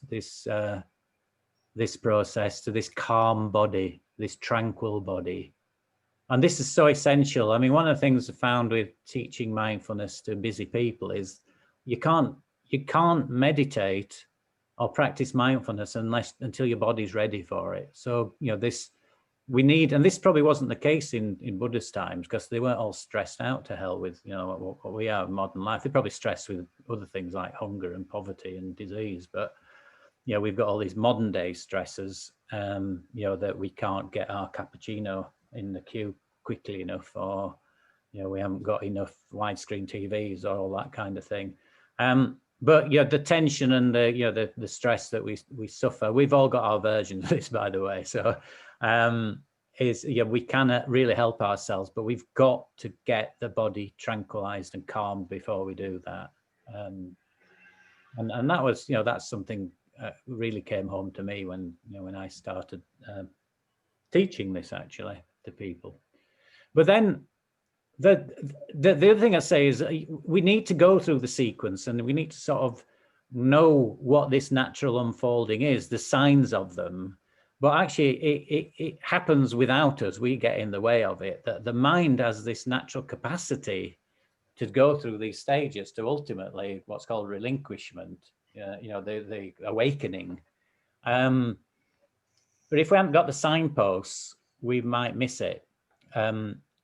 But the more we can give up trying and let it happen, the more likely it is to happen. And the more we can drop expectations of something happening, the more likely it will happen. There's lots of stories about people who've been trying so hard in a meditation session, and then at the end of the meditation being asked to stop, and then it all started to happen for them. And there is a practice we're going to do called choiceless awareness. So we have been doing it. And choiceless awareness somehow tricks the mind sometimes, because it's saying, well, you don't need to focus on anything. Or, and the mind goes, oh, hang on a minute, what can I push against? And it can, that alone can release you into experiencing naturally what we have the capacity to do as human beings. There are many people think these were capacities that were natural, eons ago, and we've lost them because of the kind of lifestyles that we built. I think there probably is some truth in that. So when we get to the contemplation 5 and 6, we're moving into this area of mindfulness of feeling. Feeling is the worst word in the world, and on our Monday classes we call it the Pali term. It's Vedana, because then we don't have to describe what it is, because feelings are automatically associated with emotions. And in this practice, feelings are not emotions. Emotions come later as aspects of the mind.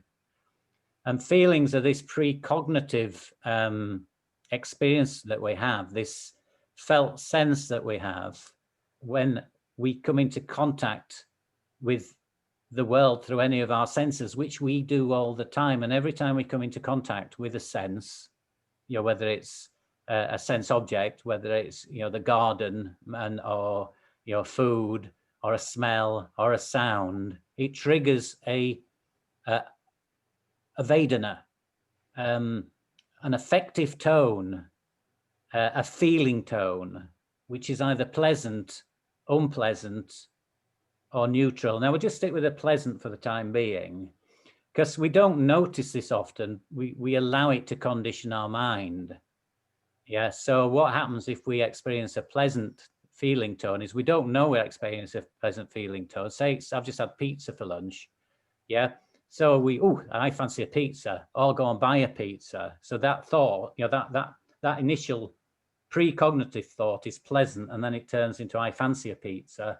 So you're then going look for a pizza. You have a slice of pizza, and then you have another slice and another slice, because you want that pleasant feeling tone again. You don't do all this cognitively, it's just happening. So the pleasant feeling tones, unless recognized, leading to behavior that leads to addiction or some form of, and same with aversion, you know, it can lead to anger. If somebody walks into a room and they trigger an unpleasant feeling tone through past experience, we don't notice it as an unpleasant feeling tone. We notice it as irritation, and we may say something rude to that person or angry to that person that exacerbates the relationship. So if we can become more sensitive to the reality, our everyday reality of experiencing these feeling tones, then it enables us to take a pause before it turns into a full-blown cognitive mindset, a full-blown reaction.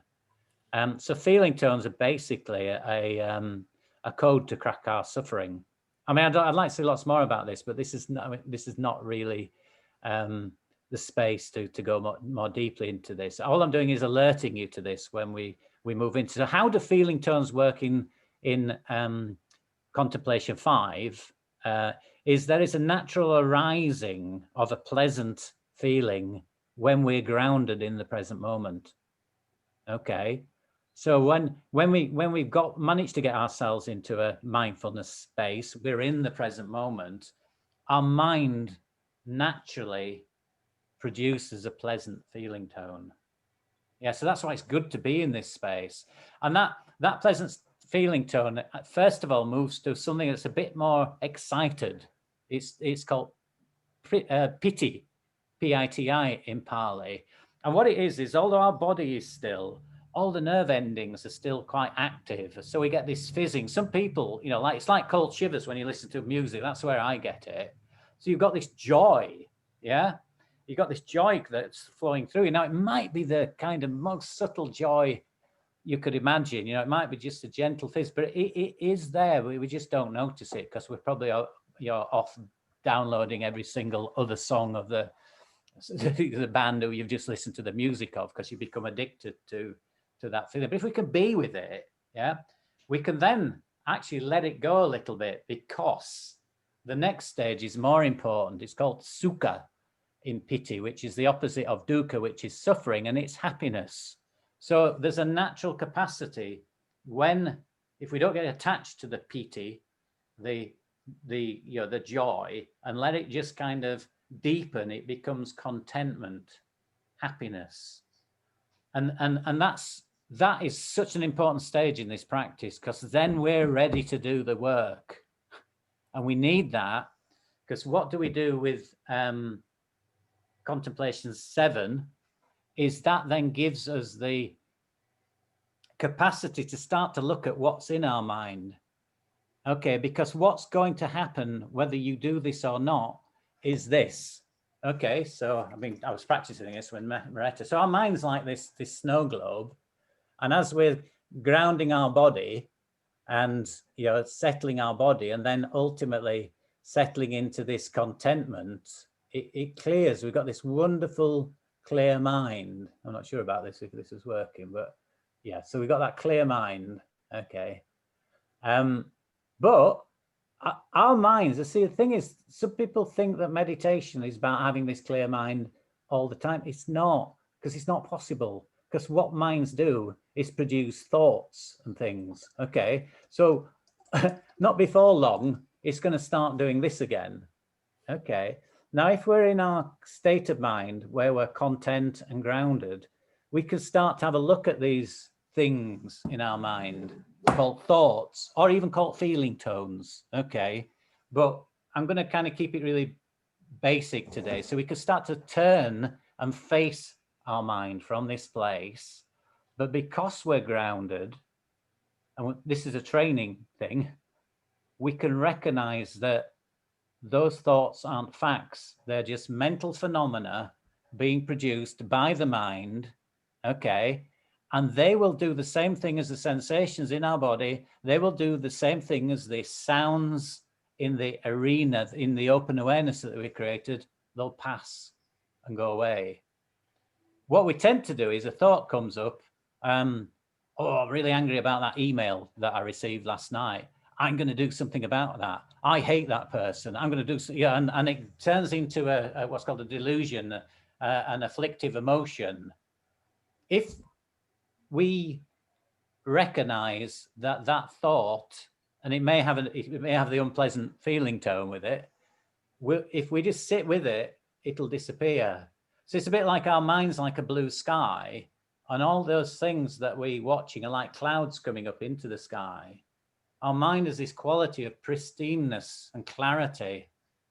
That's its natural state. That's sometimes where we get to with a meditation. It's a wonderful place to be, but these things will bubble up. What we're training to do is recognize if we don't react to them, they'll go away again. We're not producing these thoughts. They're just arriving from all sorts of causes and conditions. Okay. And like this morning, the two rules of mental effectiveness, which I couldn't remember, we can choose which thoughts we engage with. Yeah, so we can get a clarity of mind that says, right, if I give my energy to that thought that says I'm going to actually hit the postman for kind of tearing my letters up, yeah, because that's just a thought. It's just a thought, let it go. If something eventually, as you get more sophisticated, that you recognize a thought that comes up, you think that later I need to pay attention to. Okay, you note that later I will come back to, and then you have to go back to it. But for now, I'll let that one go as well. Do you understand what I'm saying? So you also choose the thoughts that you respond to, as opposed to reacting to every damn thing that comes up, which is what we do. We think thoughts are facts, and therefore we have to do something. They're not. So this is what the practice is moving towards, and that's what we're going to do at the end of this third session. What I'd like to do before that is just show you a clip of Thich Nhat Hanh, who is a master of this particular practice. Excuse me 1 second. And it's a different style. I mean, I kind of cast around for lots of influences, you know, to try and make this program. So I'm not just talking from one voice. And Thich Nhat Hanh is very different from Larry Rosenberg, for example. But this is a book some of you may be familiar with. So if you like a more kind of gentler, flowing style of narrative and a bit more tradition, then this is a really good book. That's Thich Nhat Hanh. So here's a short film of Thich, as somebody wants to introduce him to me as a yoga teacher. I'd just like to read you a quote from Thich Nhat Hanh. Who? So this is a short film from Thich. Let's see if we can do this.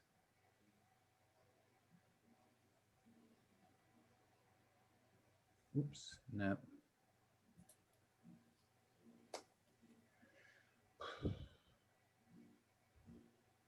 Right, I've got Maretta on my screen. So can you see that, Maretta? Yeah, great. I just need to cue this. I don't want to show the whole. It's about 7 or 8 minutes, this, I think. And then we'll do a practice around this after this.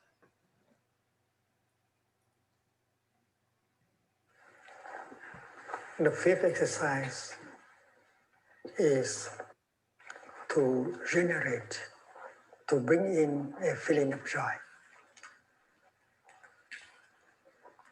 Generating joy.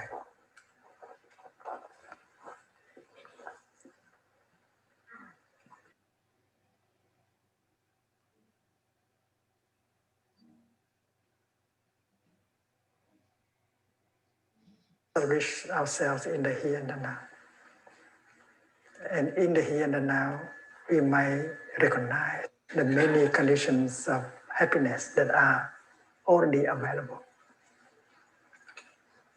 These conditions of happiness are in us and around us, more than enough for us to be joyful and happy. In fact, we are very lucky. We still have many conditions of joy and happiness available. But because we get lost in the past and the future, in our worries and our fear, that is why we do not recognize them.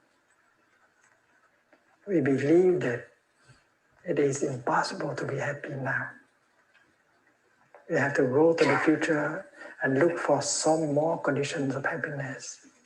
That's the way we think.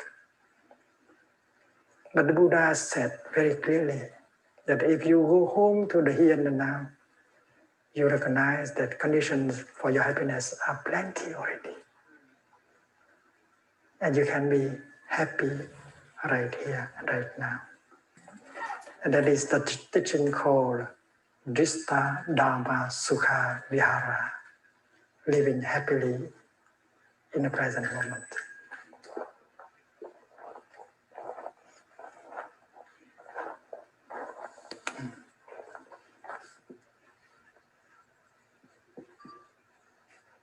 Drista Dharma Sukha Vihara. Hiện pháp lạc trú.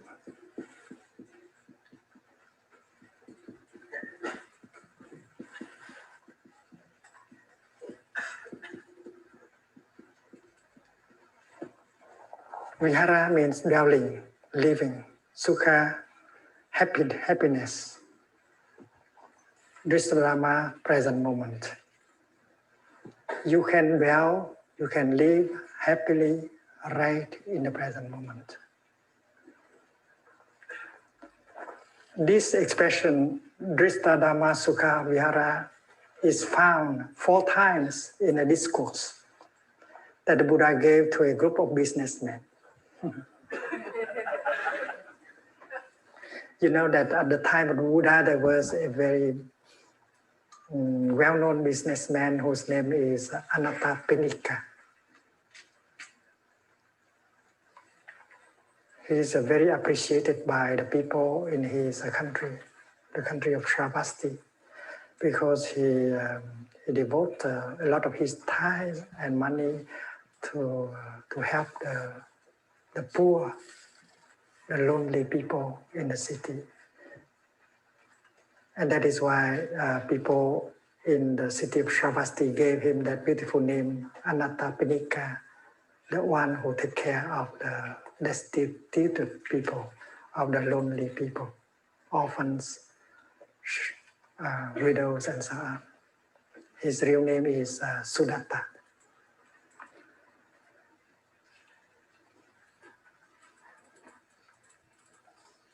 During one of his visits to the city of Rajagraha, he discovered the Buddha and the Sangha and became a student of the Buddha. And he invited the Buddha to come to his country and to teach. And when the Buddha agreed, he went home and bought a park and with intention to offer it to the Buddha as a practice center. It's like a magnolia. There was one time when Anattapinika went bankruptcy. He did not suffer because he had so many friends that came to help him restore his business. And he had a great deal of pleasure, happiness serving the Buddha, the Dhamma, and the Sangha. So one day he brought many hundreds of his colleagues, all businessmen, to come to the Buddha, and the Buddha gave them that discourse. And in that discourse, the expression living happily in the here and the now was repeated 5 times. I think the Buddha knew that businessmen think a little bit too much about the future, about their success. They don't have enough time to enjoy the here and the now. They overlook the present moment. They think they need more success in order to be happy. And therefore, he gave that discourse. Gentlemen, you can be happy right here and right now. And with the practice of mindfulness, you can go home to the here and the now and recognize the fact that you are very lucky. You have more than enough condition to be happy. Today is a French song. Qu'est-ce qu'on attend pour être heureux? Why do you have to wait? You can be happy right now. And every time we have a retreat, French speaking people, you always sing that song. So if we take a piece of paper and write down the conditions of happiness that we already have, we will find out that 1 page is not enough. 2 pages are not enough. 3 pages are not enough. We have a lot of conditions of happiness, beginning with our eyes. Since we have eyes still in good condition, the paradise of forms and colors is available. We just sit on the grass and enjoy the paradise. Why do we have to run into the future looking for more conditions of happiness? We have more than enough. And that is why to generate a feeling of joy, to generate a feeling of happiness is always possible at any time.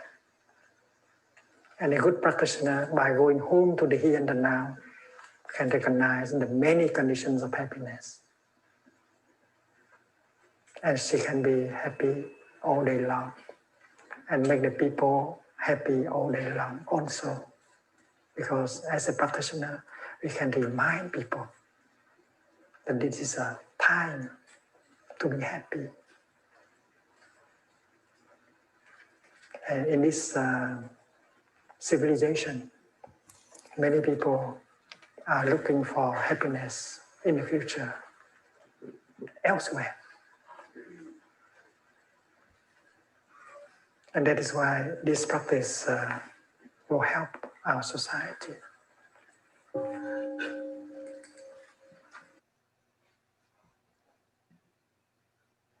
Okay. One thing struck me about what Thich Nhat Hanh says there. He uses the word vihara.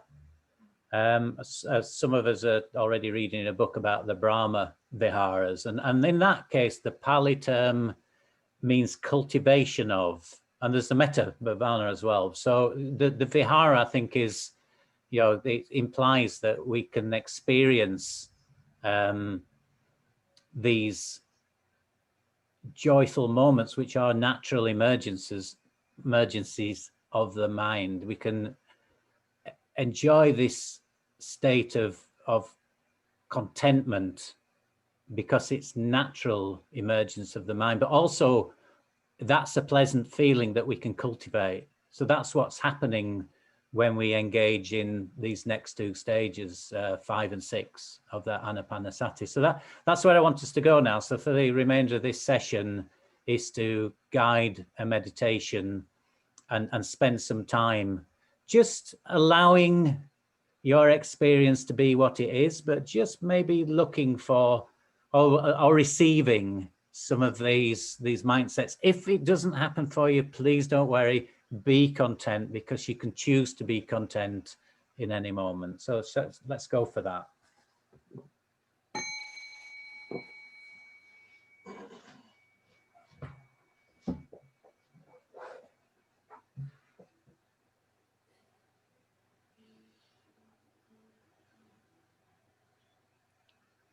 So again, taking our seat, our physical seat, form of our posture, and our seat of awareness, place of familiarity where we're cultivating these mindful states in reliance upon these instructions.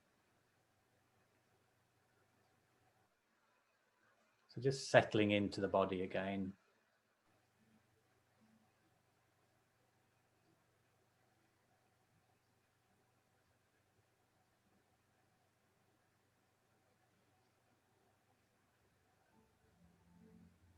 So even at this stage, as we bring mindfulness to the front, just being mindful at the beginning of the session, we may also recognize the pleasant, subtle pleasant feeling. Just being present, grounded, moment by moment.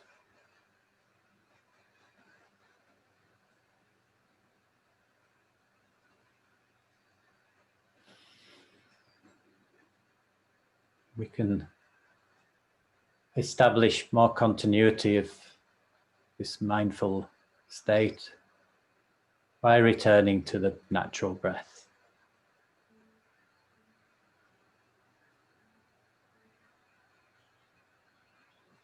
So breathing in, breathing out.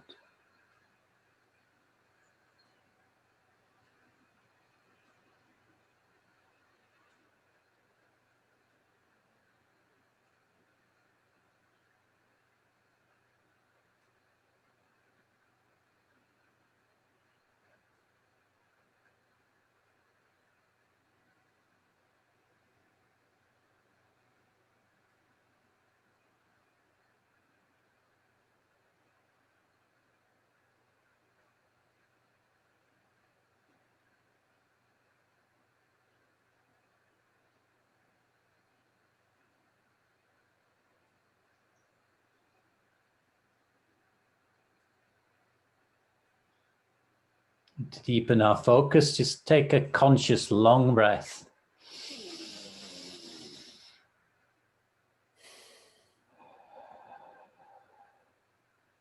And then spend the next few moments just observing the length of each and every subsequent breath. Noticing whether it's long or short or somewhere in between. Staying with the whole of the breath.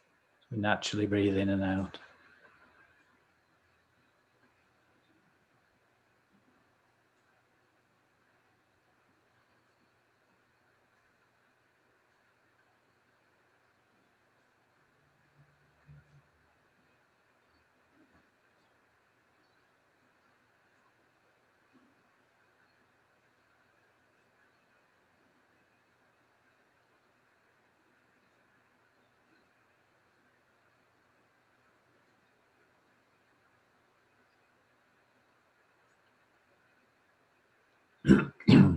Then allowing the breath to go into the peripheral awareness, into the background. It's about 20% of your attention on the breathing in and breathing out. There's a background to opening our awareness to the experience of the body breathing, expanding our awareness, aware of the whole body breathing.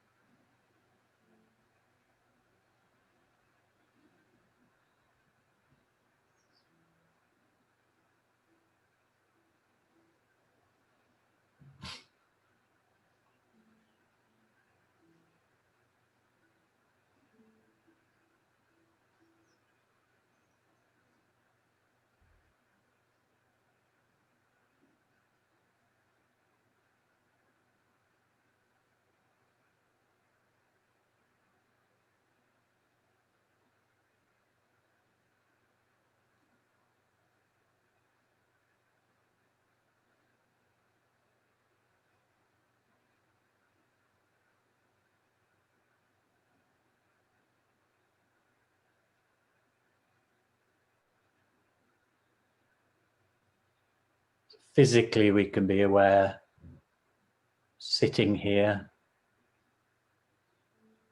in a posture, whole of the body.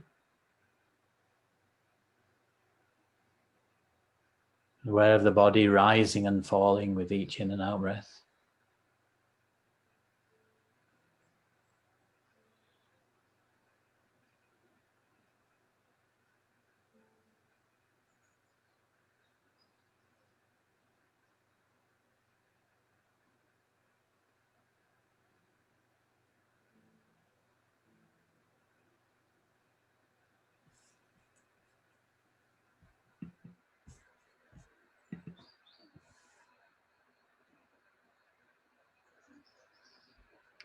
Also energetically,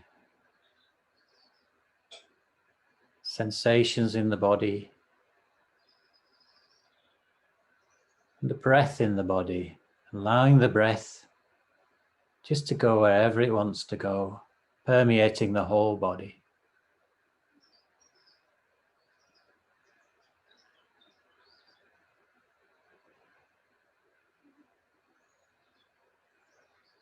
As every cell expands with every in-breath, contracts with every out-breath.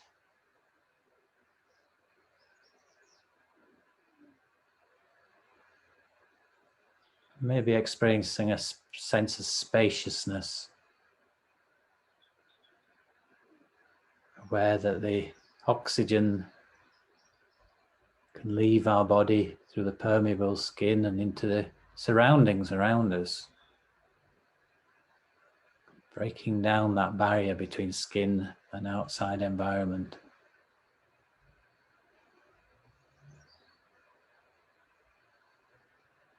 It's a breathing body in space.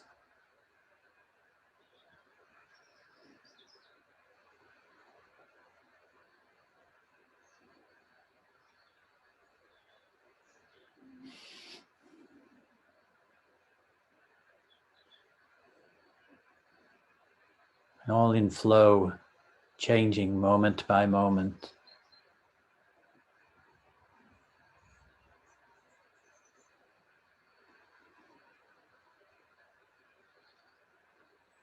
Breathing in the background, breathing out in the background.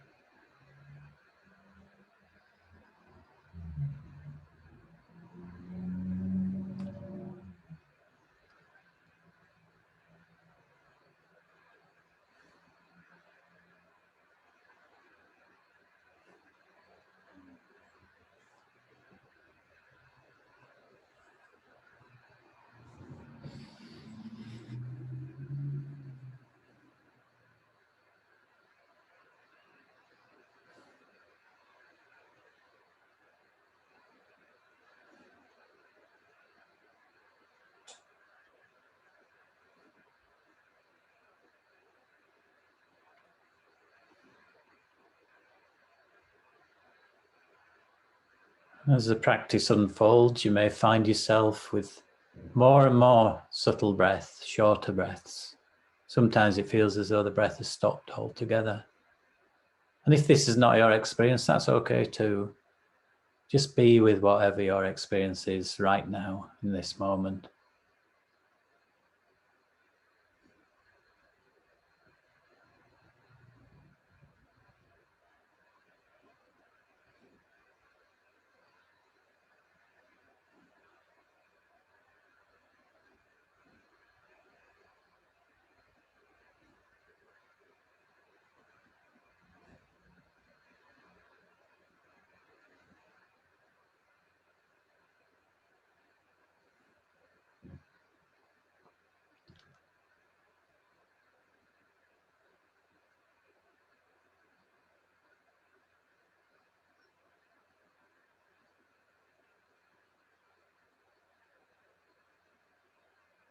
And becoming aware as you breathe in, the body calms. And as you breathe out, the body is calmer. So breathing in, calm, calming. Breathing out, calm. Tranquilizing the body through natural breathing in and breathing out.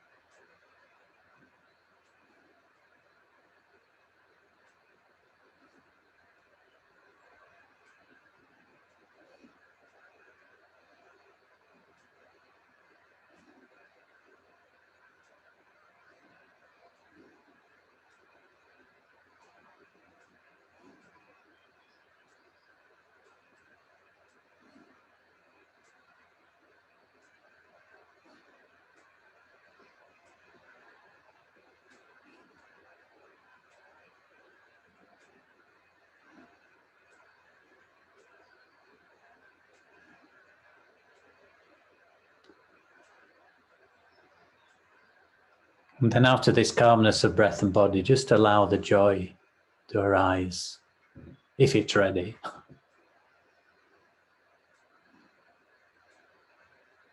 Just joy or pleasant feeling of being in the present moment.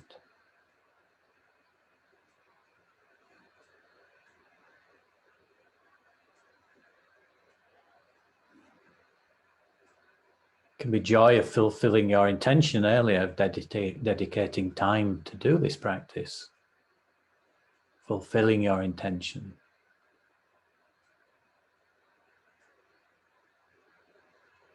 It can be joy of the culmination of the practice we've done today so far. Natural arising.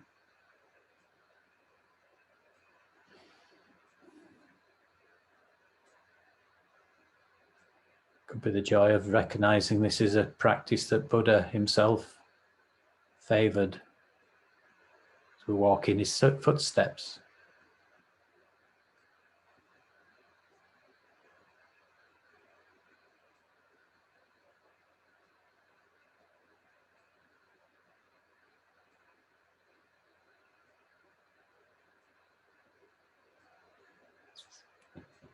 It's the joy of the fizzing of the nerve ends, the body still, the still activity there.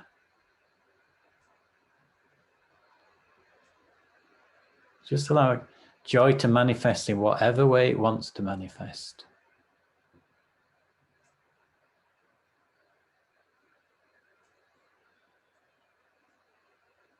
Experiencing joy and all the while aware of breathing in and breathing out.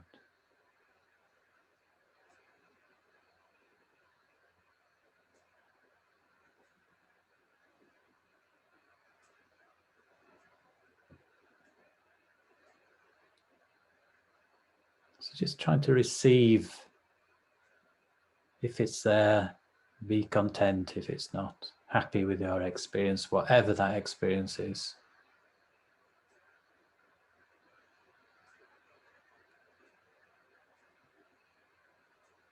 It all counts.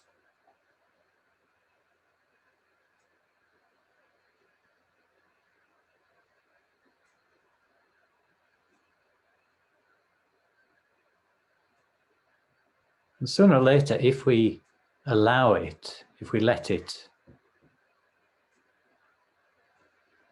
the joy naturally can move into a happiness of contentment, sukha, more settled, quieter, deeper.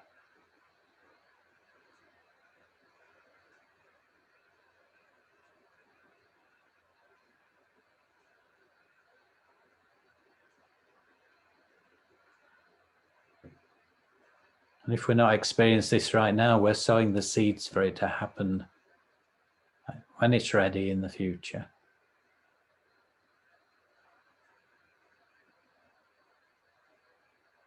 Be joyful about that, or happy about that.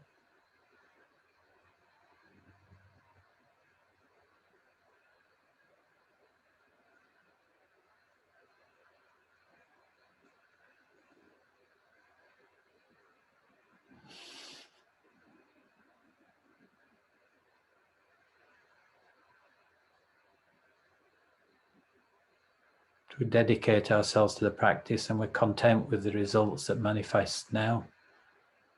No yearning or hankering after anything else. The happiness of contentment is always possible.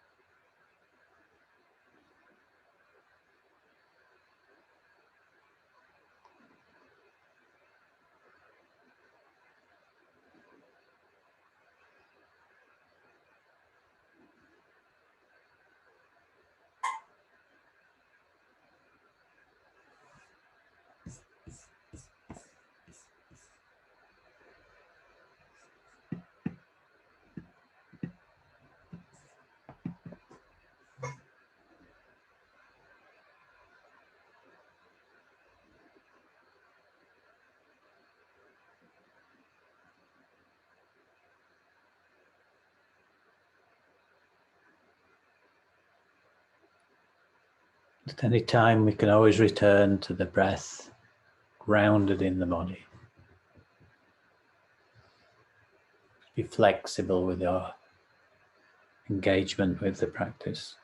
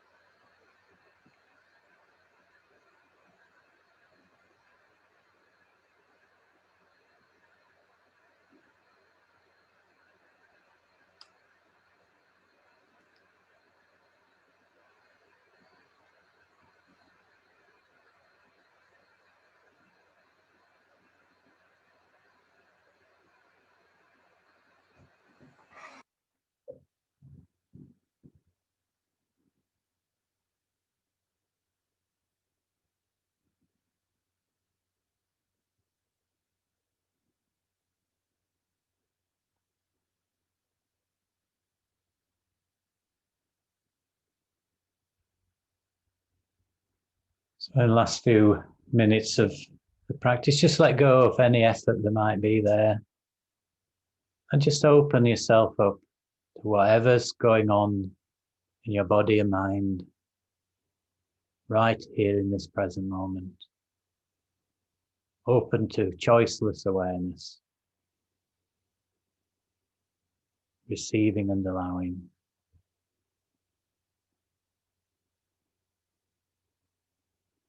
Freeing your mind.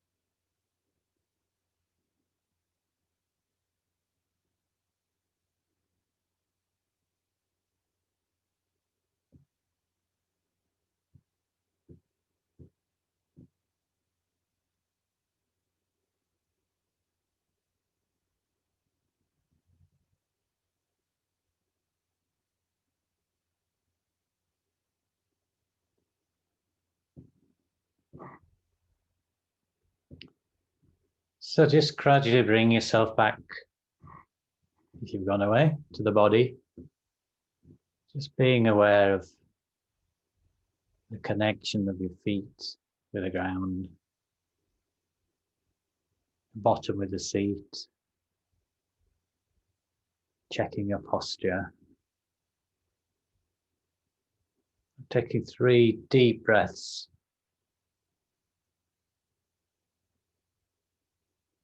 And then I'll ring the bell to end this practice session.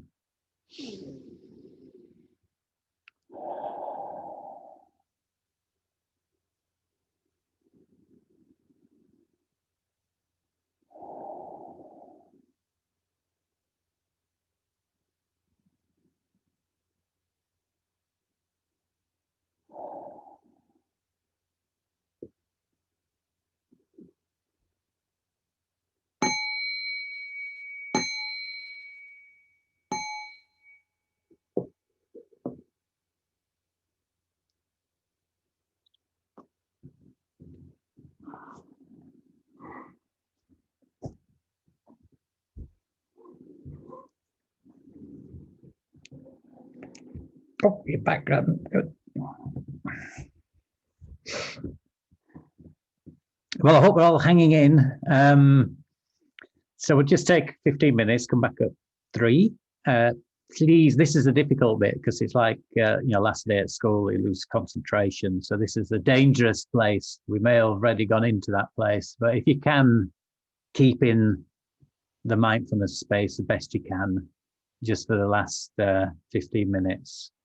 I've got a treat in terms of practice for you after the break, so that's my little incentive, and then we'll have a quick wrap up, see if there are any questions coming up, and then finish at 4 with the option to hang around a bit longer for anybody who's still not fully satiated with the day's meditation. Don't know, we'll see where we are anyway. Okay, so see you all back at 3 o'clock. Okay, thank you.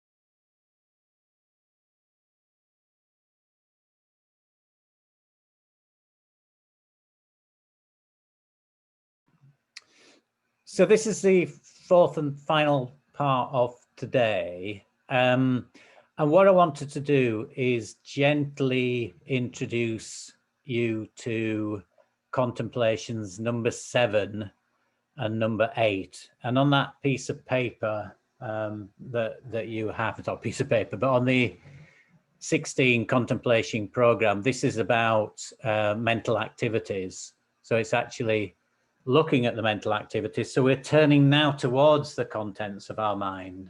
We're not trying to ground ourselves and ignore them. We're actually having a look at them, because I'm assuming to a greater or lesser degree we're sufficiently grounded to be able to do that without too much of a risk of them completely consuming us in some narrative about something that's going on. So this is it, to witness them, but not to get to engage with them. And this passage I just read, this takes quite a lot of practice, but it's worthwhile doing. So we're actually taking control of our mind and choosing what we give energy to in our mind.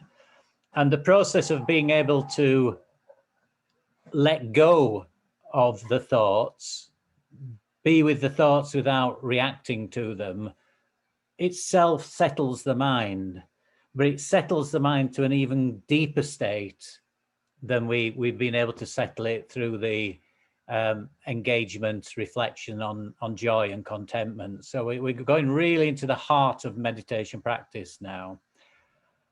However, I thought I'd do something a little bit different, and and it's quite a last minute decision to change this morning.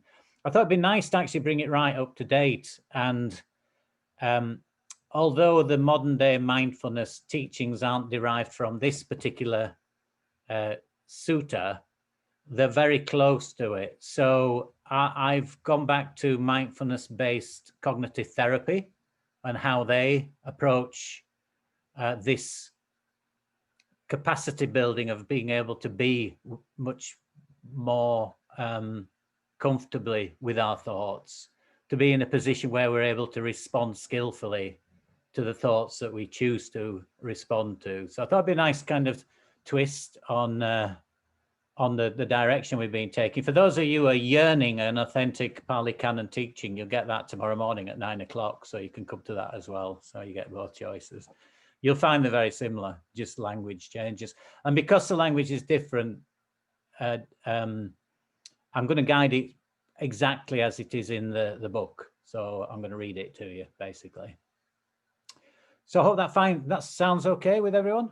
Some of you will be familiar with this. The book is Finding Peace in a Frantic World. And as I say, its distinction is it's used for the mindfulness-based cognitive therapy response to depression, actually, as opposed to the mindfulness-based stress reduction, which is more about tools for stress. But they're very, very similar. But this is actually looking at the contents of the mind.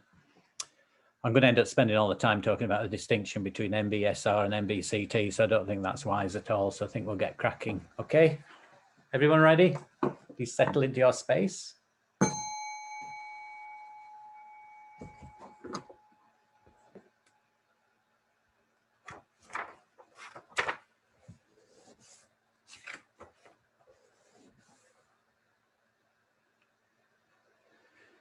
So this is a meditation around sounds and thoughts.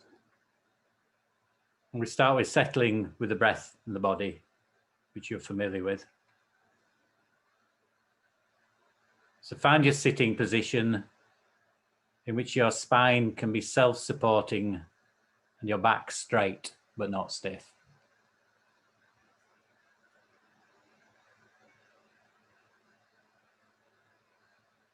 So sit as described with your shoulders relaxed, head and neck balanced, and chin tucked slightly in.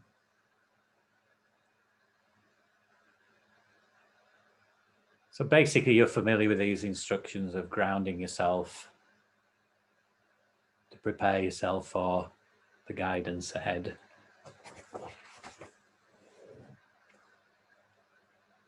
So bring your attention to the movements of the breath in the body for a few minutes until you feel reasonably settled.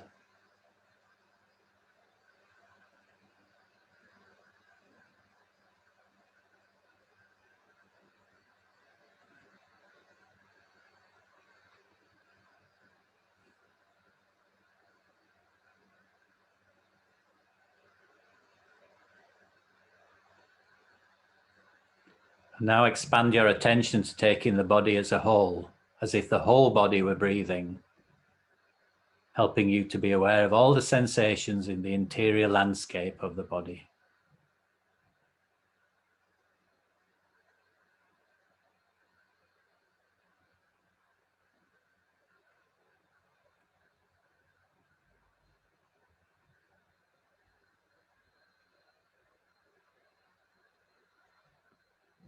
Spend a few minutes practicing mindfulness of the breath and body in this way, remembering that in the practice that follows, you can always come back to the breath and body to anchor yourself in your mind if your mind becomes too distracted or overwhelmed.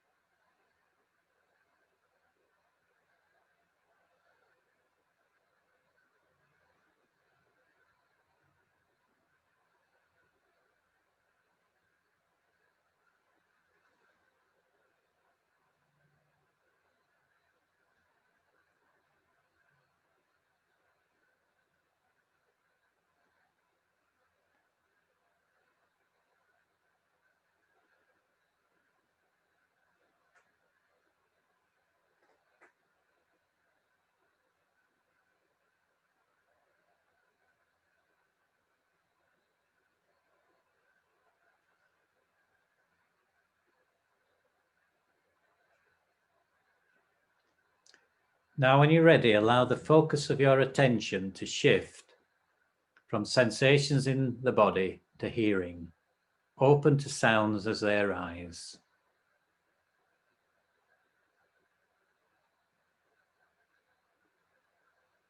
There's no need to go searching for sounds or listening out for particular sounds. Instead, as best you can, simply remain open so that you are receptive to awareness of sounds from all directions as they arise.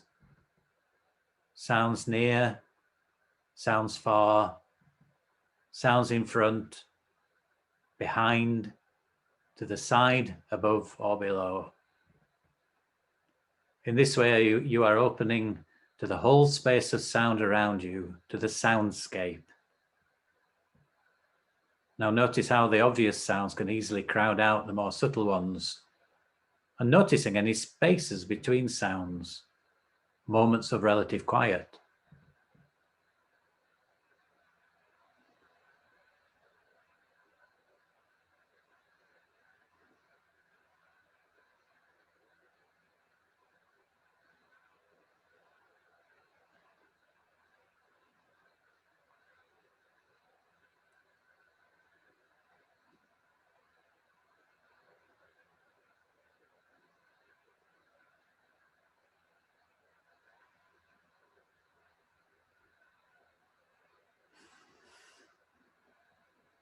As best you can, be aware of sounds simply as sounds, as raw sensations.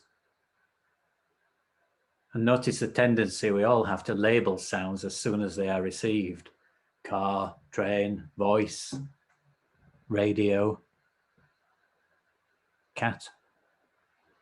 And see if it's possible simply to notice this labeling and then refocus beyond and below the label on the raw sensations of the sounds themselves, including the sounds within sounds.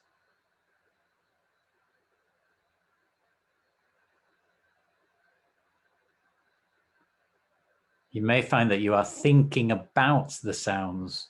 See if it is possible to reconnect with direct awareness of their sensory qualities, patterns of pitch, timbre, loudness, and duration, rather than their meanings, implications, or stories about them.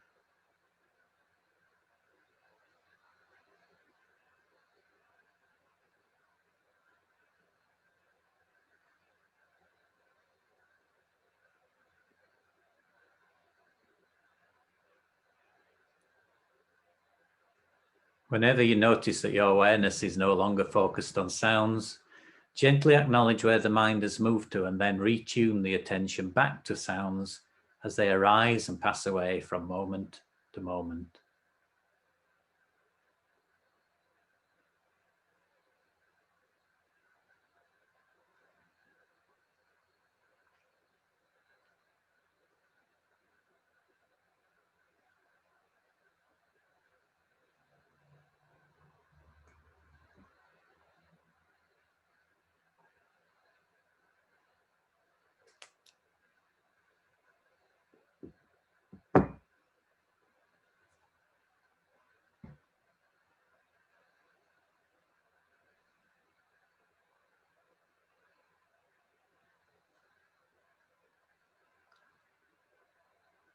Just remember, you can always come back to the breath and body to anchor yourself if your mind becomes too distracted or overwhelmed.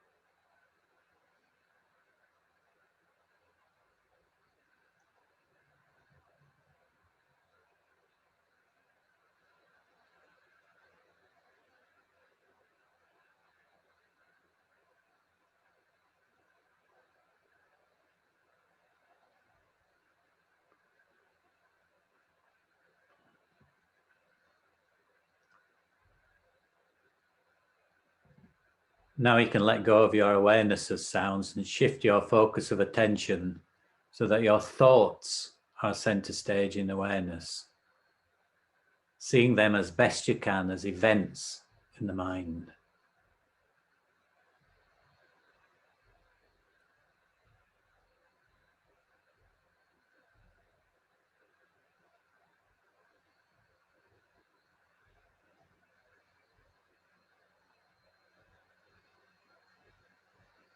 Just as with sounds where you were noticing their arising, lingering, and passing away, so now, as best you can, attend to thoughts that arise in the mind, noticing when they arise, seeing as they linger in the space of the mind, like clouds moving across the sky of the mind.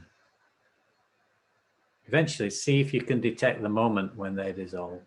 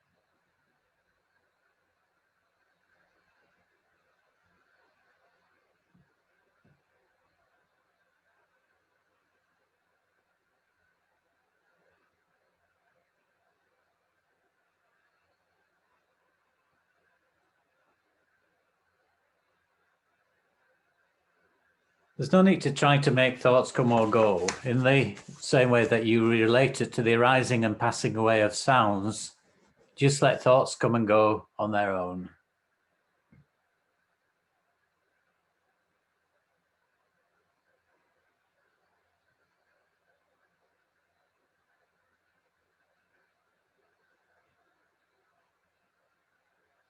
Just as clouds moving across a vast, spacious sky are sometimes dark and stormy, sometimes light and fluffy, so thoughts take different forms. Sometimes clouds fill the entire sky. Sometimes they clear out completely, leaving the sky cloudless.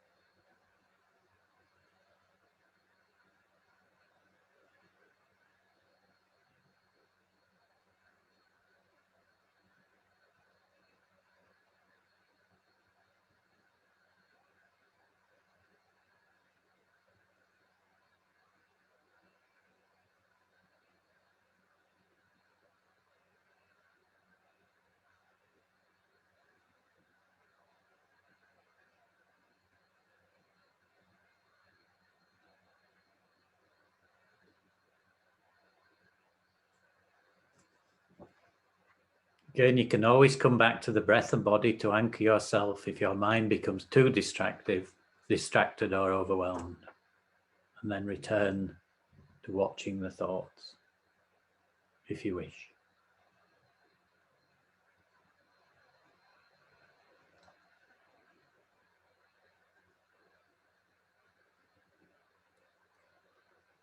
Alternatively, you could pay attention to thoughts in the mind in the same way that you would if the thoughts were projected on the screen at the cinema. You sit, watching, waiting for a thought or image to arise. When it does, you attend to it, so long as it is there on the screen, and then you let it go as it passes away. Notice when you get drawn into the drama, finding yourself up there on the screen. When you become aware of this, congratulate yourself for noticing, then return to your seat and wait patiently for the next sequence of thoughts to arise, as they surely will.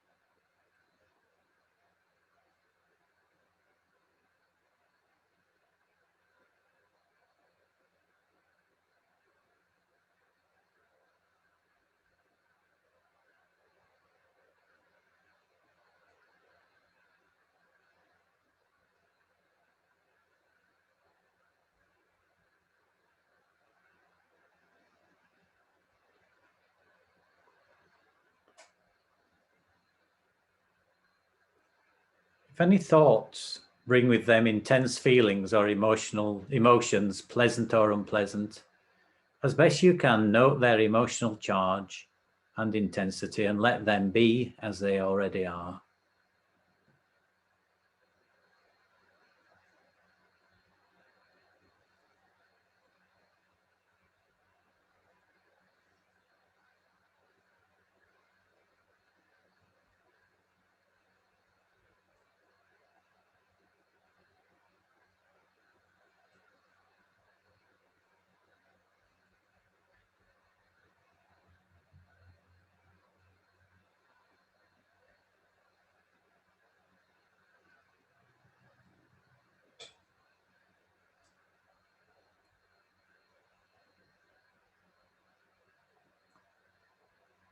So for the last few minutes, now bring yourself back to the breath and sense of the body as a whole, sitting and breathing, using this anchor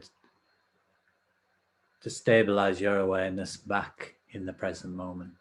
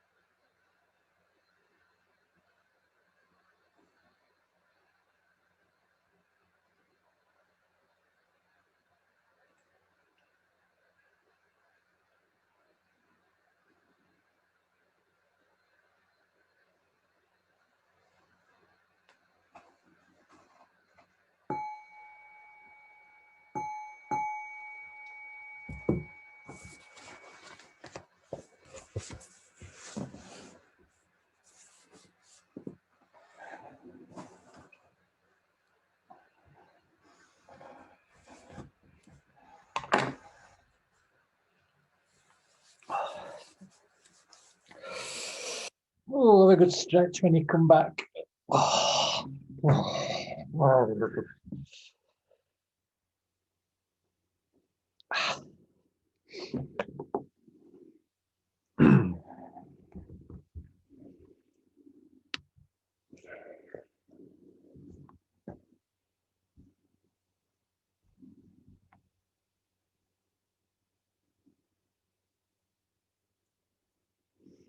Okay, so about half an hour to go. I would like to invite anyone who is happy to maybe share their experience, what came up for them in that last meditation, just to check in what's going on for people. Is anybody up for that? Yes, please, Marie. Did you think I had my hand up, Paul? I did. It looks like it is. You just got your cup of tea, or were you just saluting me with that cup of tea? No, I have got something to say, but not right now. Okay, cool. Somebody else can go first. Okay. Anyone else? Yes, Jenny. The Shacklefords are out in force. I found it quite strange because of all the normal distractions, and then when I was supposed to be focusing on my thoughts, I was like, oh, well, I haven't got any thoughts. But is that a thought? Not having any thoughts is a thought, isn't it? And it was just this whole, Yeah. where have they all gone to? Now I'm looking for them. It's a bit like, I don't know if you agree with this, it's like when in the sounds meditation, you sometimes I ask to look for the sound within the sound, and you can get into a real kind of, well, it is possible from personal experience to get into a real not thinking you're thinking that you're not thinking that you're not thinking kind of loop. Yeah. So it's practice, Jenny, and that's why a number of times just encourage you just to go back to the grounding, and then have another look and go back, and eventually, the practice, you start to slow everything down. At first time, it's like the first time you meditate, actually, just say, what is that jumble in my head? It's getting worse, but eventually, but it's good feedback. Thank you for that. Not unusual, so don't worry, it's not unusual. Who would like to go next? Yes, I'll let Glenn go before you, Murray, and then you'll have even more time to think. Yes, Glenn. I think that's the first time I've ever been encouraged to focus on thoughts. I think previous guided meditations, instructions that involve thoughts are about letting them go rather than seeking to connect with them or gain some clarity about them. And so I found it very interesting, really, because for me, maybe Chris kind of was alluding to this earlier on. The disposition to get caught up in thoughts is the main distraction, and to think about things rather than being able to be aware of body or sensory experiences. But with the encouragement to focus on thoughts, a bit like Jenny was saying, firstly, there wasn't anything. And then I noticed that they'd crept up on me without me noticing that thoughts were occurring. And they were visual, and they were kind of cinematographic. It's like little scenarios, like running through the woods with a dog, and imaginary scenarios. And then there was something very familiar about the process, which I'd never experienced before. And it's like dreaming, like daydreaming. And I thought, oh, has this got some kind of implication for waking up? Waking up from the seduction of being captivated by your thoughts and mistaking it for the real world, and being able to see that you've got this veil of thoughts coming between you and your experience of the world, but actually being able to see it. So like that bit where you're waking up and you're kind of noticing you're dreaming, that last meditation has that kind of quality for me of noticing the kaleidoscope of thoughts, and then focusing on breathing was a bit like waking up out of a dream.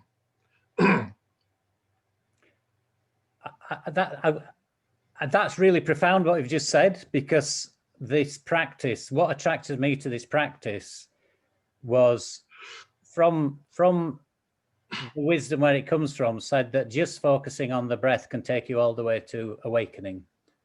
Yeah, and that was a revelation to me. I thought you had to kind of, do all sorts of Tibetan fancy stuff to do that.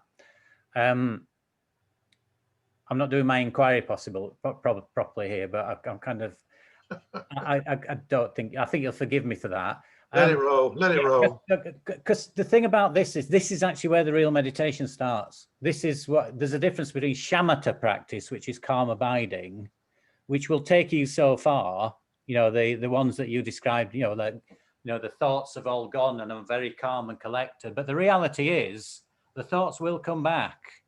And therefore, what we're doing with this practice is we're building sufficient resiliency to be able to take control, to be with the thoughts, because you kept talking about focus on the thoughts, and we're not doing that. We're actually being with the thoughts. We're actually accepting the thoughts, but they're losing their power over us, to take us. Yeah, and it is so. I've never heard it expressed like you before, but it's like lucid dreaming, actually. That we have the capacity to actually be in control of what's going on in our dreams, and this is one of the kind of suggested, I've by no means got this, but suggested places you can go with mindfulness is actually to be, some of the yogis are mindful all the time, including when they're asleep. So I think you're onto something rich here, Glenn, but I don't really want to profess that I'm anywhere near that stage. So but it sounds, I do know that this is an important stage and a challenging stage of the progression from shamatha, calm abiding, to vipassana, which is insight meditation. It's starting to look at the nature of reality, the nature of our existence. And what you just said sounds that it's in that kind of area. So thank you for that. And I might be wrong, often am, but yeah. Yes, Murray. I really like the analogy of the cinema as well, because watching your thoughts and then getting up from the seat and then going and joining it is exactly what you do. And I think the trick then is to get back out and to sit back down. And I caught myself doing it a couple of times. So I was like, yes, I'm getting this. When you spoke a couple of times, I was conscious I hadn't got back out. Yeah. So I'm thinking, yeah, this is, I've got this, the technique, let's say. Yeah. At least I understand that's what I could be doing. And yeah, so yeah, I just really like that analogy, because it really helps to, and what did you say about something about when you do sit back down? There was some other little thing you said. I forget what it was, but anyway, that was really interesting. I like it. Sounds really good. I mean, it is practice, this as well. It's like, we just try and again, I think we're kind to ourselves and go back to the calmness of the body, and then we have another go, and it happens all the time, but every time we kind of go back, we get better at it, and eventually everything starts to calm down. There is actually a state where there are no thoughts arising in this particular arena. And that's the samadhi.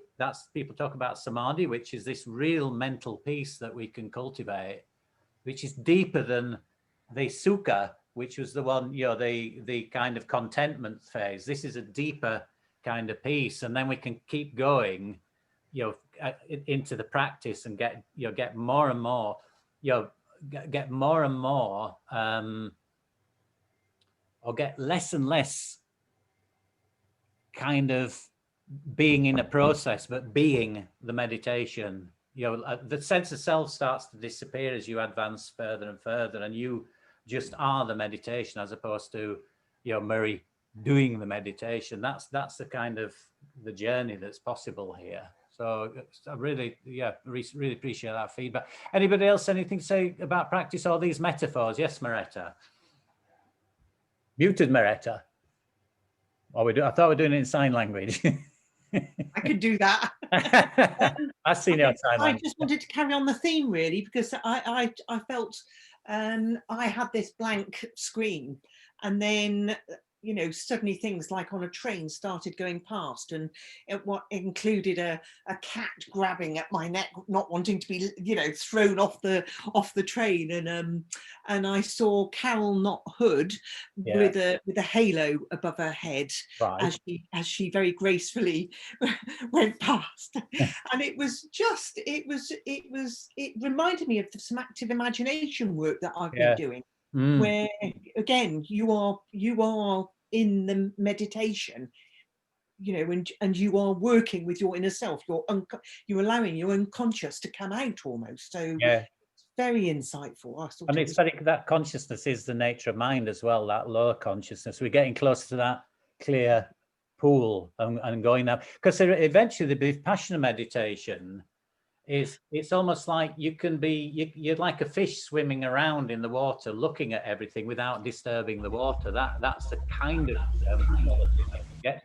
Can I just come back as well to what Jenny said, because all of these are positive responses, and the first the first kind of response of I can't think yeah, I haven't got any thoughts. Oh yes, I'm having a thought about that. Is really positive, because it's like, if you remember the first time you ever sit down to meditate and somebody says, right, we're going to do some meditation, you realize how busy your mind is.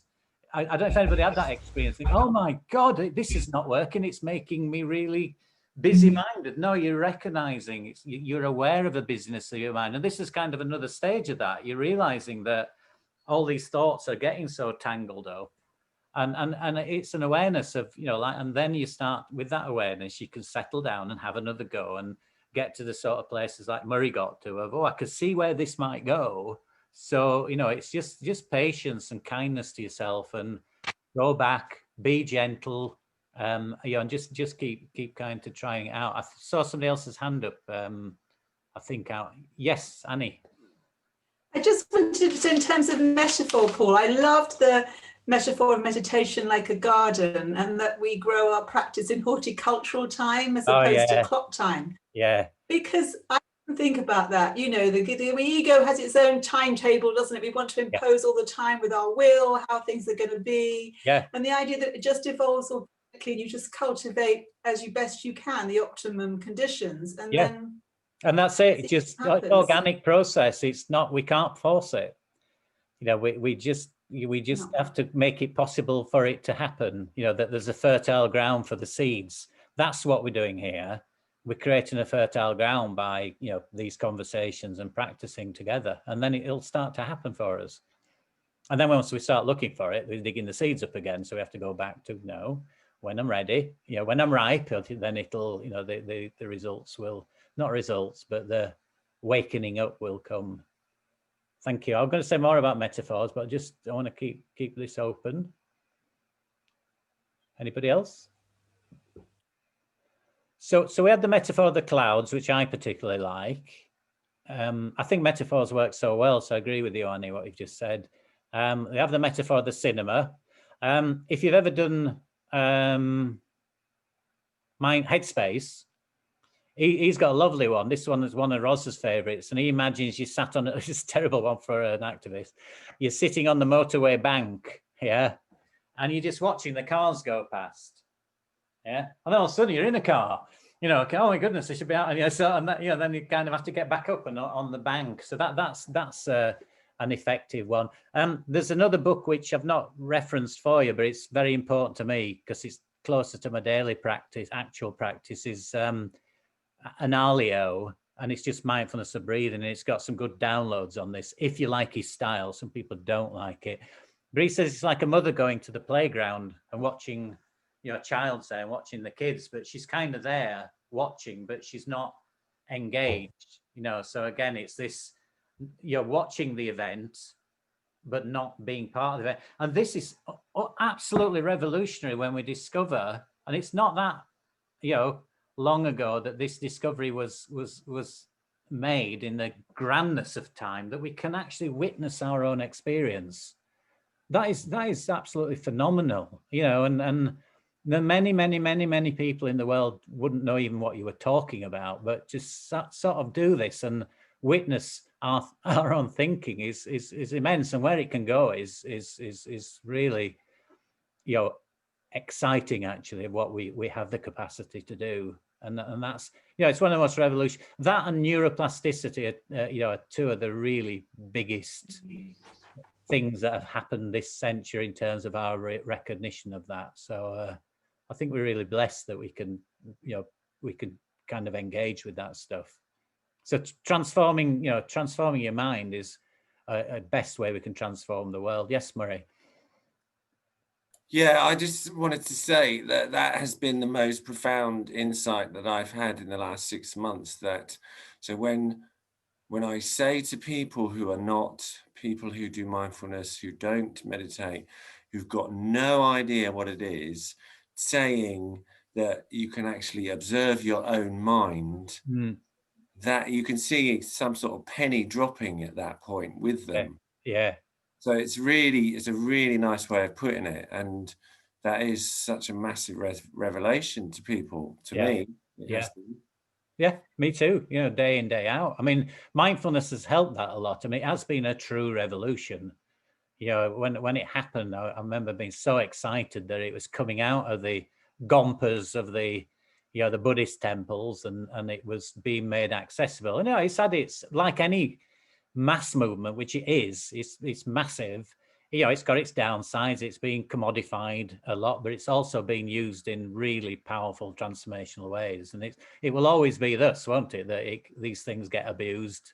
You know, a lot of the kind of health movements have been hijacked, a bit like astrology, I think, Annie, that people, you know, they get pop astrology, and then you get wonderful people who do it for spiritual purposes like you. So always, you know the power of something when people also try to hijack it. But I think mindfulness is kind of holding its ground really well, and it's stayed around. I mean, a lot of people would have kind of want to sweep it away, thinking it's all hippie shit, but it's not.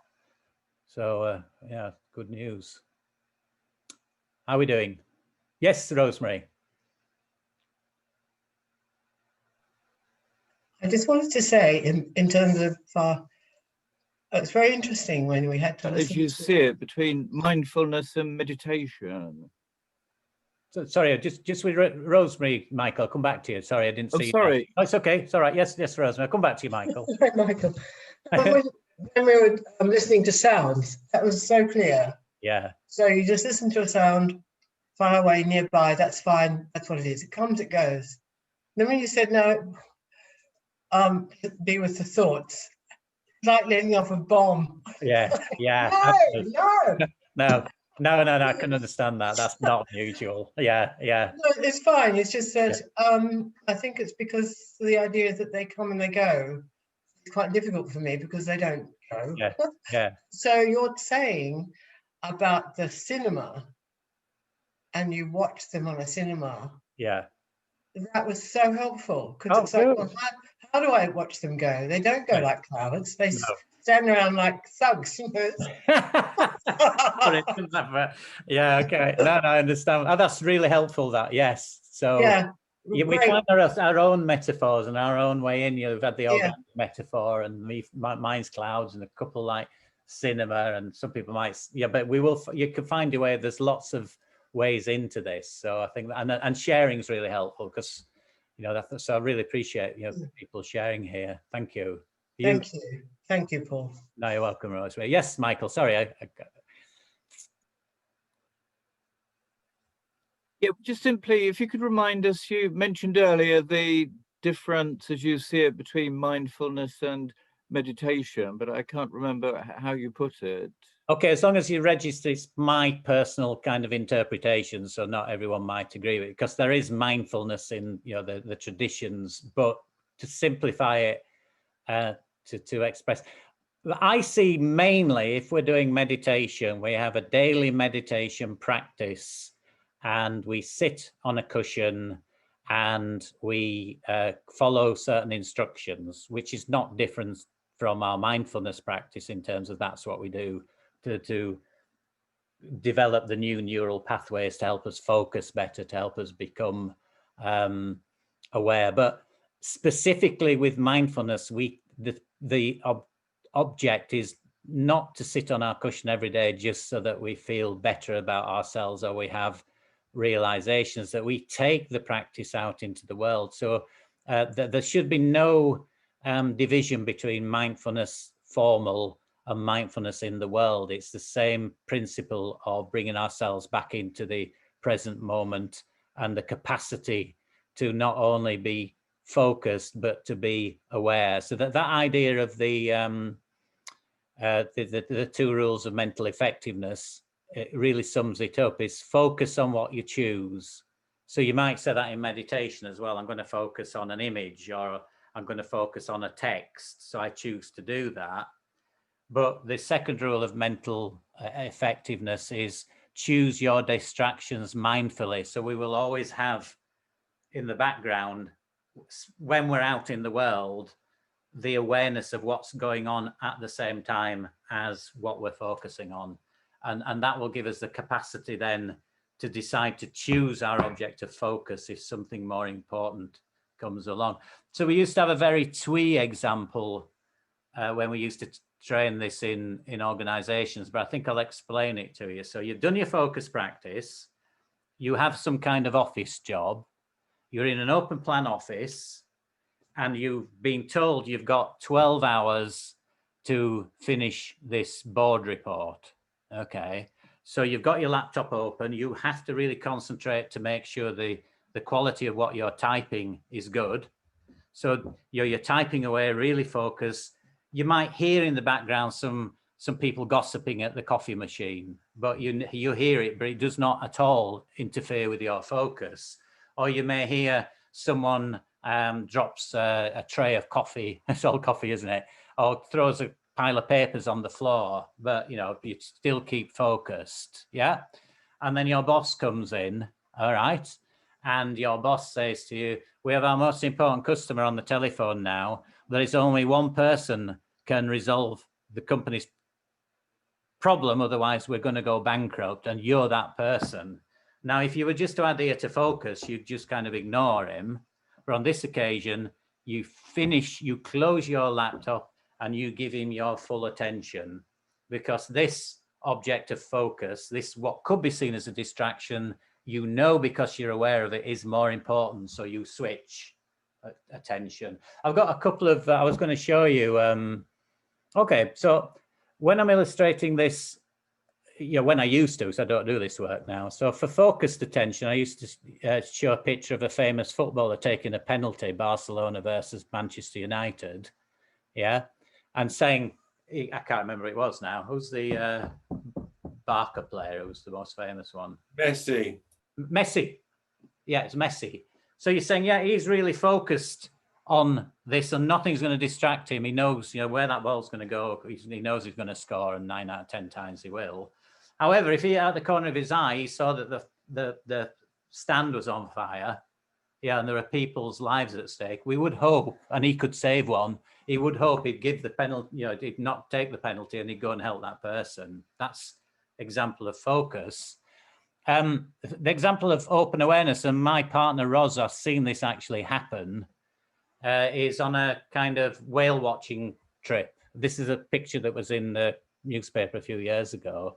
So there's all these people on the side of the whale watching trip looking for the blue whale, yeah?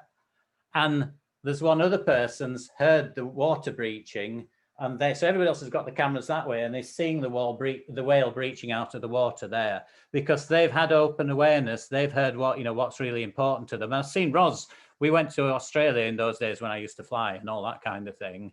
And we went out on this trip, and she was forever spotting where the dolphins and whales were. She was an embarrassment because the guy was always on the wrong side of the boat. Do you understand what I'm saying? So that's an example of this, the power of this capacity to hold both those capacities at the same time, knowing when to give the thought some energy because it's really important, knowing when to change your focus to mindfully change to the distraction and make that your focus, and then return to whatever's important. You can manage your working day, for example, really powerfully in this way, really powerfully. Because as I said earlier on, that our challenge is multitasking. We're trying to do 10 things at once. And it actually is it's actually counterproductive overall, and it makes us stressed. And if we can be much better at being able to focus without getting distracted, other than when the more important distraction comes through, it increases your capacity for effectiveness tenfold. Does that make sense? Does that answer your question, Michael? Because I've drifted. Well, that answers that was the example on mindfulness, but I'm not clear then the next step when you go on to the meditation. Yeah, the different things in that. If mindfulness's objective is to be present all the time, meditation is to cultivate, particular spiritual mindsets, actually, to have realizations about spiritual teachings. I'm not saying one is better than the other. I'm just saying that they're different. If you start using your meditation awareness and focus in the outside world, then you're probably being mindful, but then you're getting into semantics. But for me, it was an absolute revelation. I used to keep my spiritual Buddhist practice separate from my work life. except for when I use meditation as as a creative tool. I didn't even call it meditation, but they do differ. Mindfulness is a type of meditation, but it's not meditation per se. It's a type of meditation. Is that okay? I know it's not as bit clumsy. Thanks. It's best I can do at this time on a Sunday afternoon. Okay.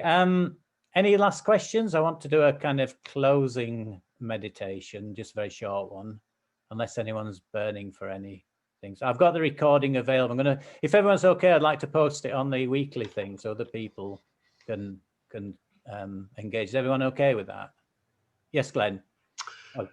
I've been thinking about this this word distraction, and the way it kind of lights up for me is distraction.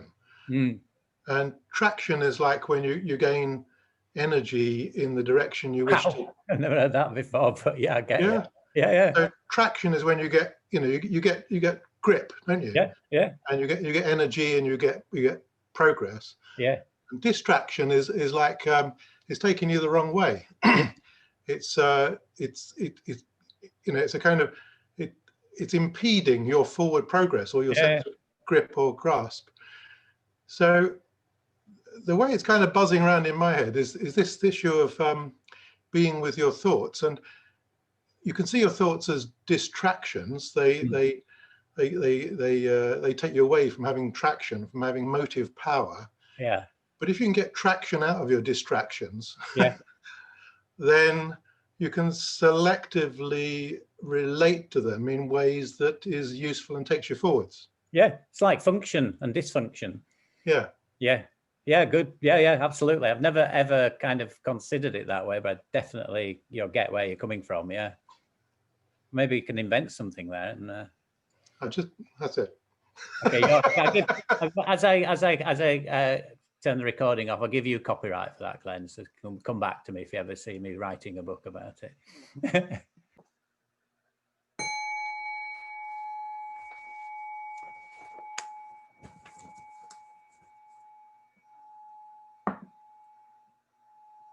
So just settle into your posture, your seat of awareness.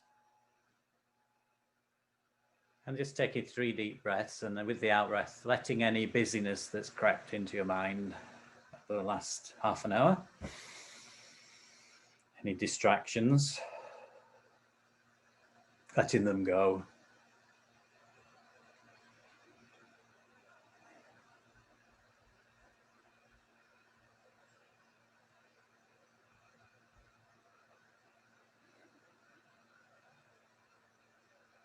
And just clear a space in your mind. And bring to mind a really good friend, someone who you can rely on, who you see as a friendly, kind person, who you have a warm connection with. And if you want to put your hand on your heart, just take into your heart the feeling that the image or thought of this friend brings. You may even have words that describe that feeling. And I want to invite you just to kind of, you can use these words or other words, just to send them messages of gratitude, but in the form of friendliness and wishes for them. So picturing this person, send this energy to them. May you be joyful.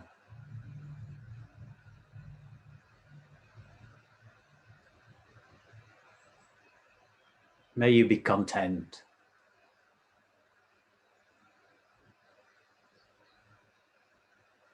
May you experience inner peace.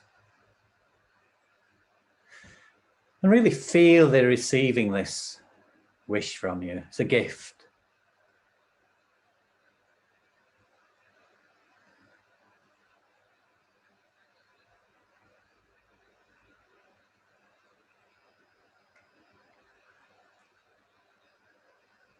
And then I want to you to turn your attention inwards and still keeping your hand on your heart. I want you to give yourself this gift as well, or invite you to give yourself this gift.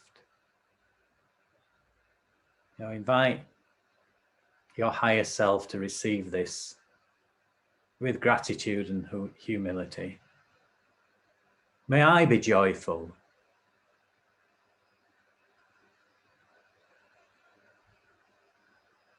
May I be content.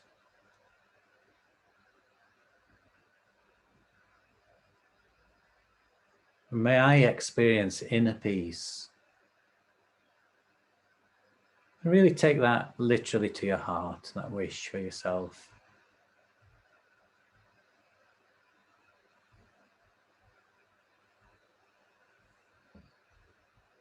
And then maybe radiate this kindness outwards into our virtual space, all of us here today. Having spent this wonderful time together, it's precious time. Make the wish for all of us here. May we be joyful. May we be content. And may we all experience inner peace.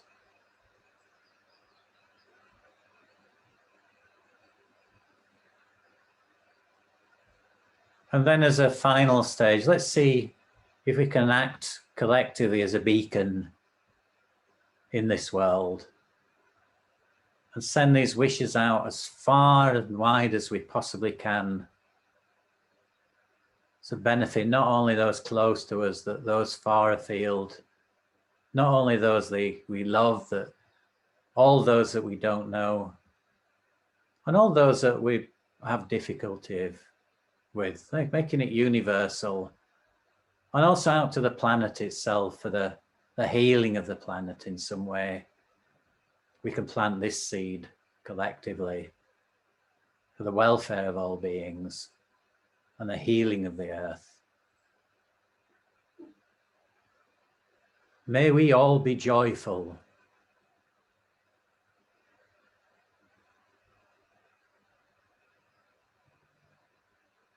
May we all be content and happy.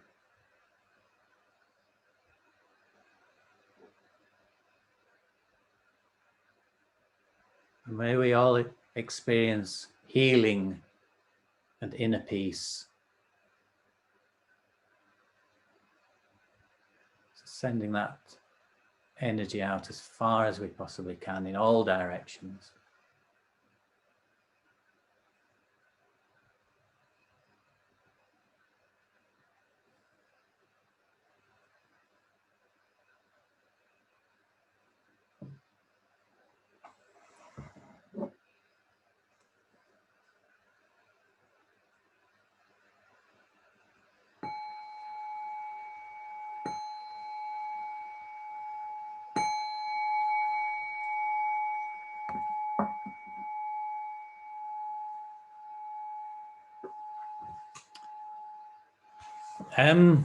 I can't resist this. I was going through all my old MBSR teacher training notes and I saw something I'd never seen before. This was literally over lunch and thought I have to finish with this. So it's called Use Your Umbrella. A young woman studying in India undertook to develop love, kindness and goodwill through her meditation practice. Sitting in a small room, she would fill her heart with loving kindness for all beings. Yet each day, as she went to the bazaar to gather her food, she would find her loving kindness sorely tested by one shopkeeper who would daily subject her to unwelcome caresses. One day she could stand no more and began to chase the shopkeeper down the road with her upraised umbrella. To her mortification, she passed her teacher standing on the side of the road observing this spectacle. Shamefaced, she went to stand before him, expecting to be rebuked for her answer. What you should do, her teacher kindly advised her, is to fill your heart with loving kindness and with as much mindfulness as you can muster, hit this unruly fella over the head with your umbrella. Sometimes that's what we need to do. it would be easy enough to hit the man over the head with the umbrella. The difficult part is to do it with all the loving kindness in our heart. And that's our real practice. Yeah. Cool. Right, everyone. So you may go. School is over. I'm leaving the camera on in case anybody wants a yabba chat or meaningful conversation. Otherwise, I wish you all the very best for the rest of Sunday. Thank you so much for turning up today. It's been great. Thank you. Well, for me. Thank you so much, Paul. Thank you very much. Thank you, everyone. Thank you. You take Thank care. you so much. Bye-bye. Thank you, Paul. Be good. A real gift today. Thank you. Well.